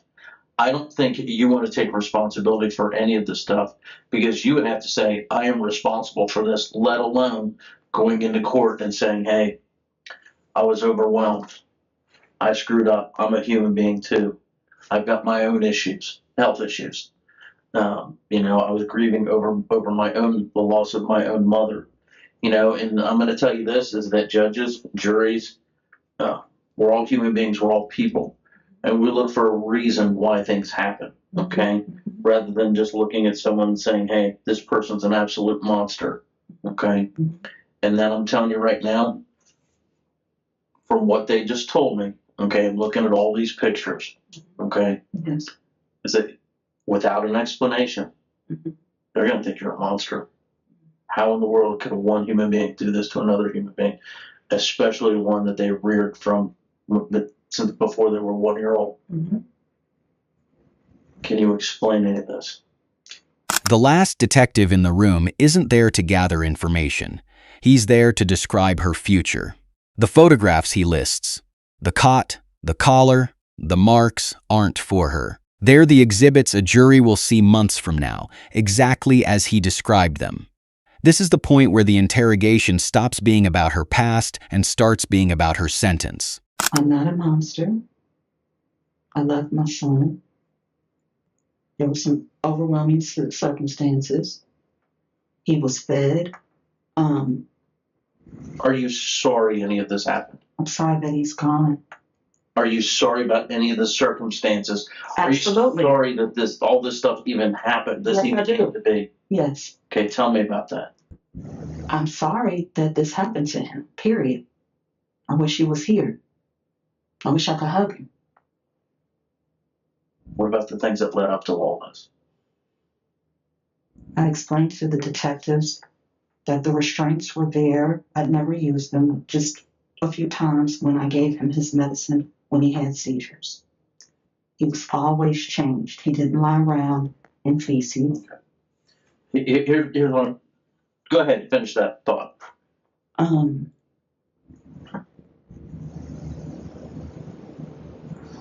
I fed him.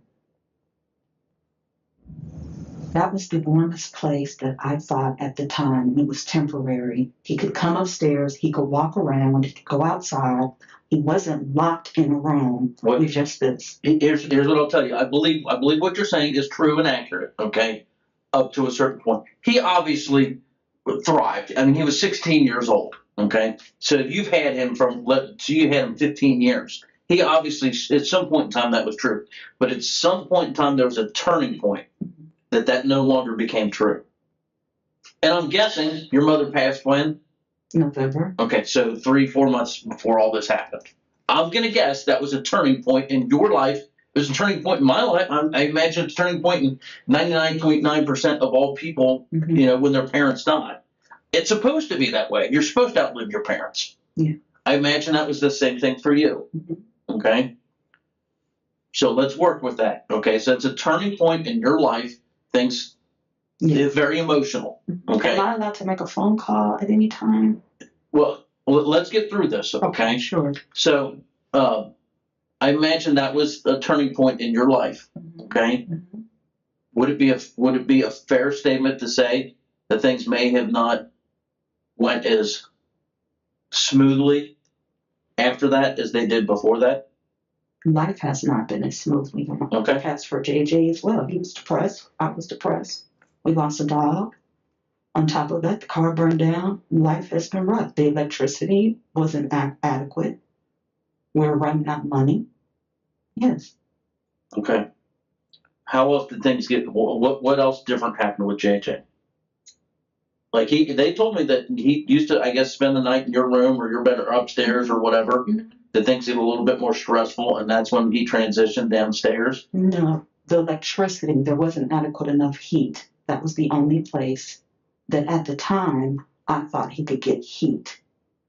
Our electrical wiring is messed up. So let me ask you this then, okay? Here's, I know this may not be the entire laundry room. Mm-hmm. Where's the heat source in that laundry room? Right here. That's it, just that one little heater? Correct. That's all we could use. That's all you could use. When was the last time you checked on it that night? I mean, if it's 52 degrees in there, it didn't get 52 degrees in 45 minutes. It was the morning it was earlier in the day before you all came. Okay. So if it was whatever, 5, 6 o'clock in the late afternoon, Mm-hmm. early evening, when you called 911, when was the last time you checked? Earlier that day, I had William go downstairs first to check and feed him, and I thought that the heat was on. It's always warmer down there. Okay. So you didn't feed him soup? You had William check on him? I fed him soup. You not fed him at that soup? time. No, at that time, applesauce and a breakfast bar. On the day that you called 911? Correct. Okay. So can you reconcile the fact that the coroner is going to say something exactly opposite of that? From my understanding, from what you all said, I don't understand how. I don't understand why, but that's what they found. Well, I'm not going to beat a dead horse here, okay? Mm-hmm. Because it sounds to me like you're not accepting the fact that you're responsible for all of this, let alone going to say you're sorry for all of this. I mean, this is all you. All of this. This is 100% you. Okay? You're responsible for all this. He's yours to take care of. Understand. And you did not take care of him. You did not give him enough nourishment or attention to survive. And he died. That, I'm sorry. For that, I'm sorry. What are you sorry about? That he's gone. That he died. Are you sorry that you were responsible for this, and you're sorry that it happened, and you were overwhelmed? Yes, I was overwhelmed. Would it be a fair statement to say because you're overwhelmed, some things were overlooked? I was sick that particular day, and I depended on someone that maybe I shouldn't have depended on. That's fair to say. So yes, that becomes part of the factor of being overwhelmed. Yes. Yes. Trying to get things together, trying to get electricity that particular day on the phone, trying to call OPERS to see if my mother had something left for us I could get the electricity. Yes, I was overwhelmed. Absolutely overwhelmed.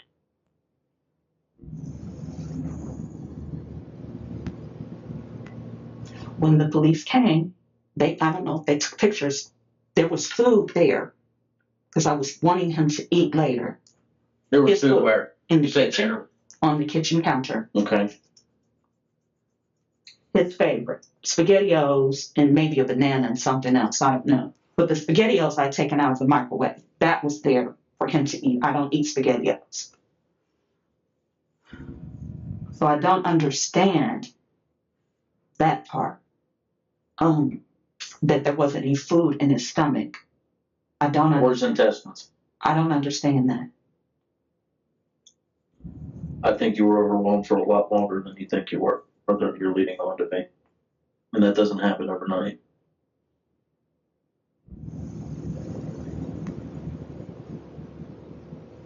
I mean, he was malnourished and starved to death. That does not happen overnight. And you can see malnourished and starved to death. And then when somebody sees ligatures, they see evidence of the ligatures being used. They look at this. They look at that. How could any reasonable person come to any other conclusion? He would scratch himself. That has nothing to do with anything. That would be his habit of scratching. Okay. So what you're saying is all of this is self-inflicted, okay? And even though like this is going to be consistent with this, okay? Ridiculous. Well, that's fine. I'm just making sure I understand here, okay? Mm-hmm. And everybody that knows anybody that's epileptic that goes through seizures, you don't restrain them. That's when they get hurt.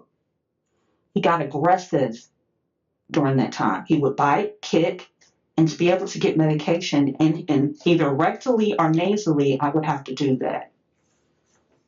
But I wasn't even using those. I should have cut them off. So would his aggressive behavior cause that? The defecation and is aggressive behavior keep you from changing him for weeks? Oh my goodness, it was not. Sorry. What does that look like? And what's any person going to think when they see that?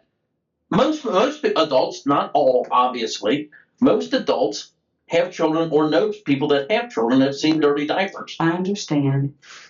That was not weeks. He was changed every day. There were tons of pull-ups, tons of walking. That's a bold-faced lie that he was changed every day. Look at that. You can't sit there and tell me. That day, I did not. That day, I did not. I did not even see that when I went downstairs. I didn't notice that he even defecated on himself. I did not. What about the smell? There's no way you could walk in that small, tiny room with this cot and not notice the smell. My son passed. I didn't notice it. I'm telling you. Okay, before he passed, you said you went down there and fed him soup. I did not see that. I did not see that. He had a blanket over him. I did not see that he did that. The night before. How do you have a blanket over him if you fed him soup? He's not going to lay down and eat him soup. He sat up and drank it. And you never smelled anything? You never noticed anything? Not. And you expect 12 jurors to believe that? 12 jurors is the phrase that keeps returning in this interview, and there's a reason. The detectives aren't trying to break her anymore. They're rehearsing, out loud, the exact questions she will be asked under oath, hoping she hears them once now, in a room where the answers still cost her nothing. She doesn't take the chance. No reasonable person is going to believe any of what you just said. I don't understand why they wouldn't. I did not see any of that. Because that's not normal. I did not see any of that. I was sick. I did not see any of that. After I walk in the room and smell that, I'd get sick too.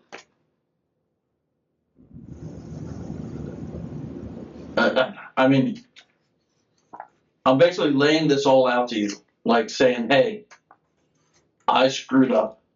I'm going to take responsibility for my actions here. And you're just like, nope, not going to happen. Can I make a phone call, sir? I just... Do you want to be done here?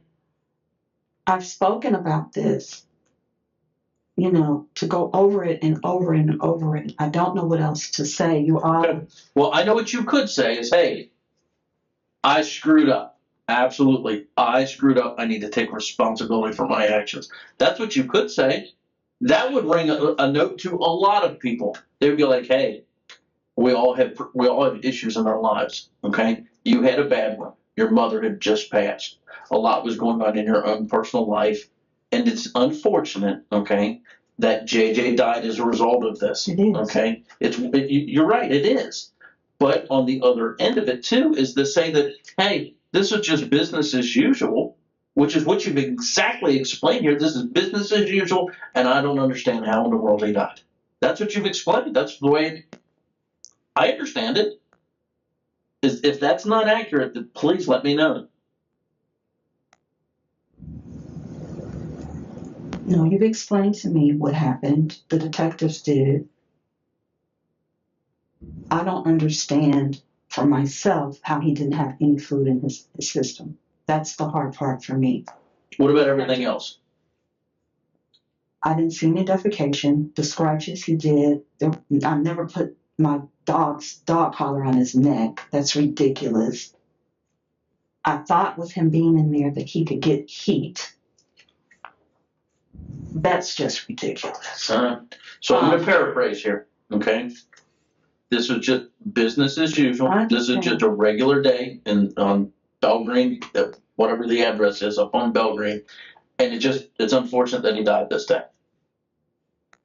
If that's not accurate, please let me know. It's very sad. It's very unfortunate. Is that accurate? Yes. That's accurate. Okay. All right, well, it is what it is. I don't know what were you getting at, but I screwed up. I was in a dark place at this point in time. I should have given him more attention than what I did. But you're saying that no, you did absolutely nothing wrong, and you're as pure as the driven snow. That's what you've explained to me. This is business as usual. It just so no, I happened didn't. to. No, I didn't. I know mean, what you there's meant by that. absolutely nothing wrong when you came in there and fed him soup, which is an entire line of I can't reconcile that.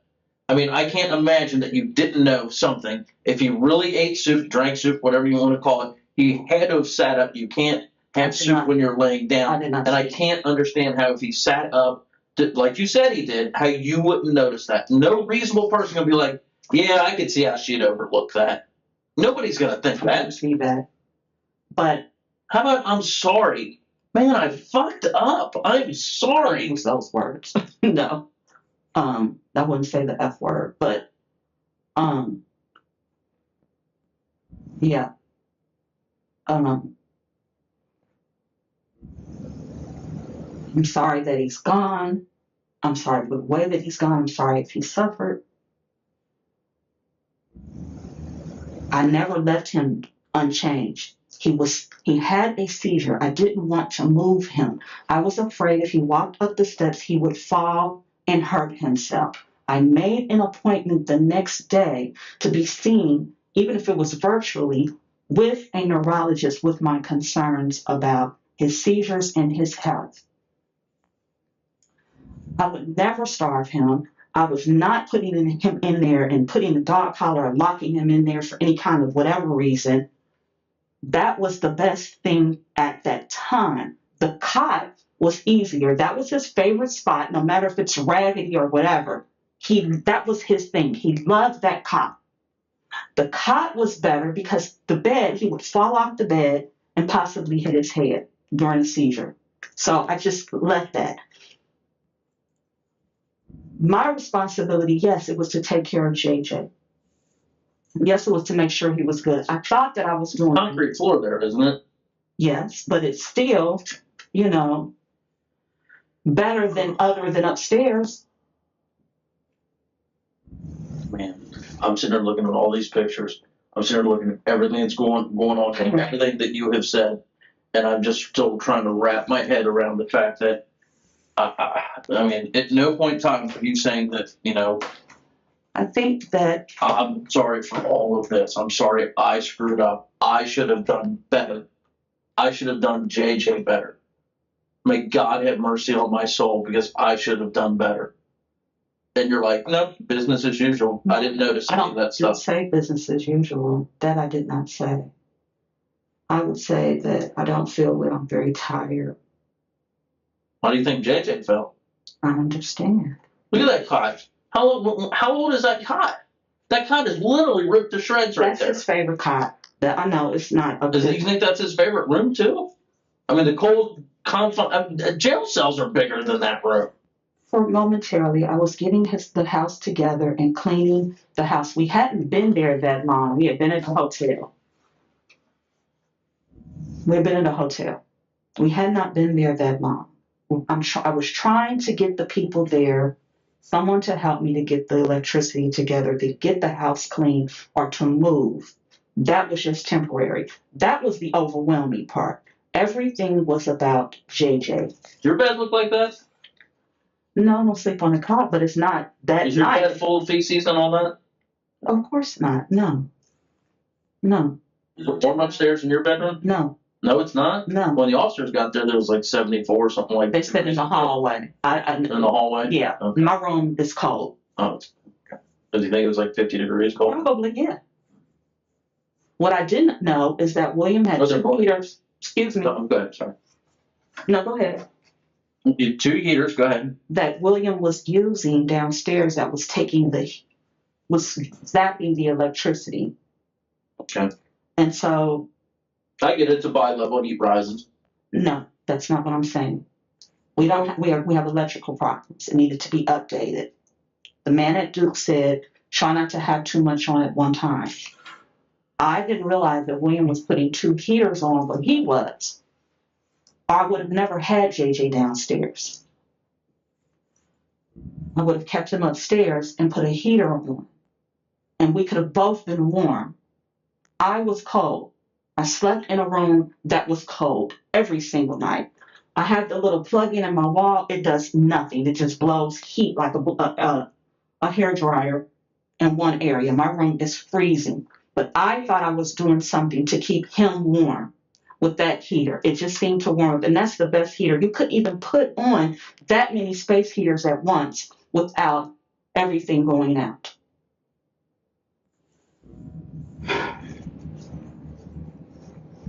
That's what I'm saying. Right? That's my goal.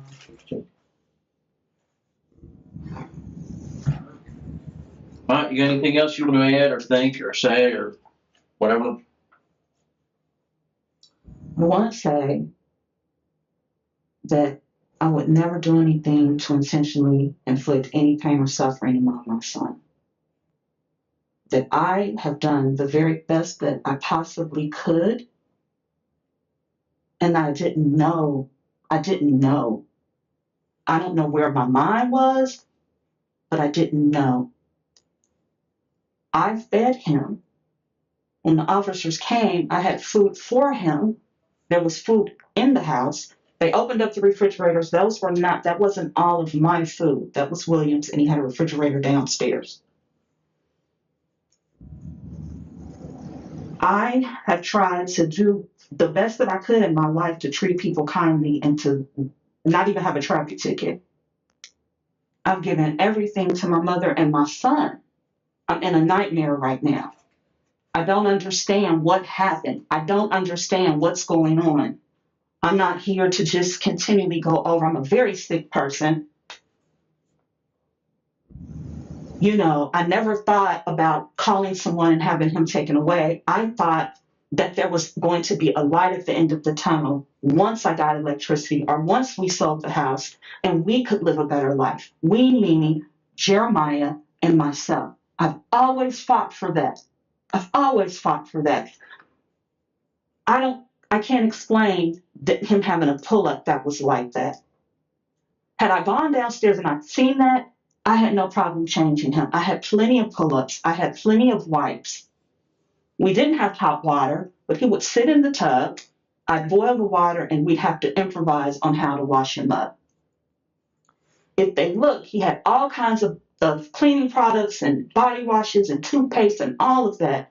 Everything that I've done and every bit of my body has been to make sure that he was okay. I don't know what happened. I don't understand why they say they don't see any medication. He's had medication.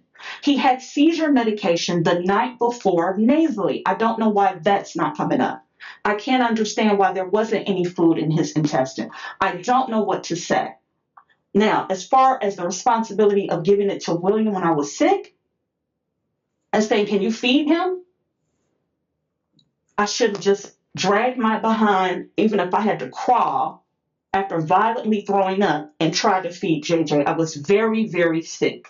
How you say you were sick? Like, tell me about that. Like, how sick were you? What do you mean? What do you mean? 3 autoimmune diseases. Okay. I get it. It's a long term, but it's like you said violently throwing up. I mean, yeah, that's what happens. Okay. Okay. And so I depended on him, thinking that he was going to do that. But it's not like I just said, oh, I'm going to give up. I'm not going to feed JJ. It's never been that way. Or I'm just going to set him down here and he's going to be locked up in this situation. It's never been like that.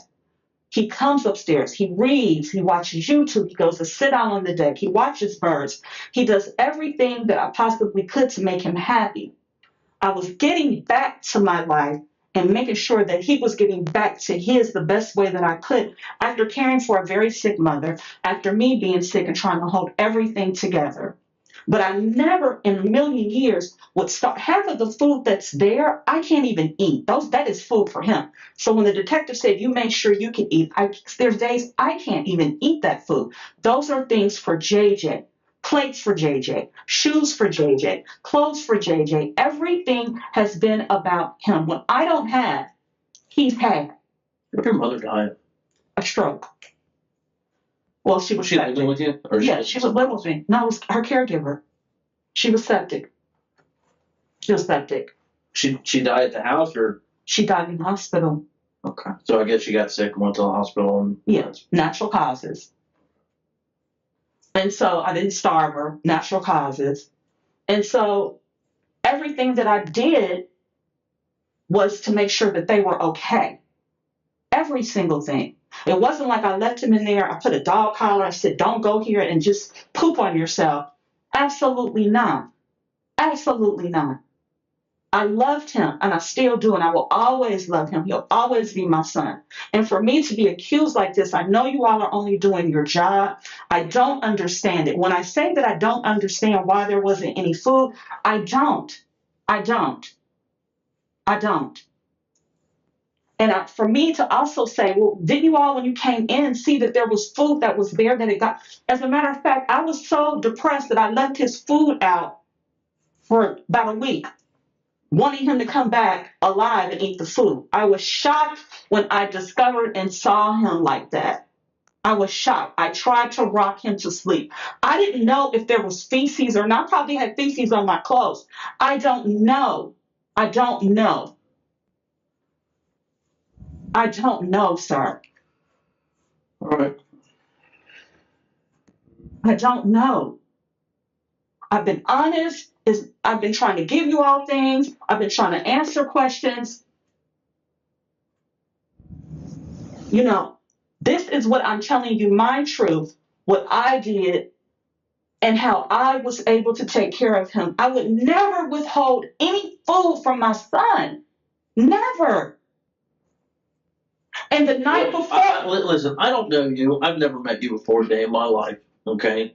But from an outsider looking in, and this is the way it's going to be presented in court, is that your mother was probably the primary caregiver for JJ, and JJ survived about 3 months without her. And obviously the end of it was him starving to death. I don't understand that, because she was paralyzed for about 3 years. Well, apparently somebody was taking. Well, maybe at her direction you were taking care of him, but as soon as she stopped giving you direction, you quit doing it. I don't know. No, sir. That's ridiculous. No. I mean, your explanation of it didn't hold water for me. I understand. And I don't know how it's going to hold water for any other normal, rational human being. Okay. But if that's what you want to hang your hat on, personally, I think I'd be like, hey, I messed up. I screwed up. Am I allowed to make a phone call, and am I allowed to put on my bra? Cases like this don't end with a confession, and they rarely end with understanding. What they leave behind is quieter. A small room in a basement, a cot no child should have slept on, and a caregiver who spent hours defending an identity she could no longer live up to. J.J. Moore could not speak for himself in life, and he could not speak for himself in that interrogation room. Everything the state proved about his final weeks had to be assembled from photographs, temperatures, and an empty stomach. The verdict answered the legal question. The harder question, how a child dies of hunger inside a house with a full refrigerator, is one every viewer has to sit with on their own.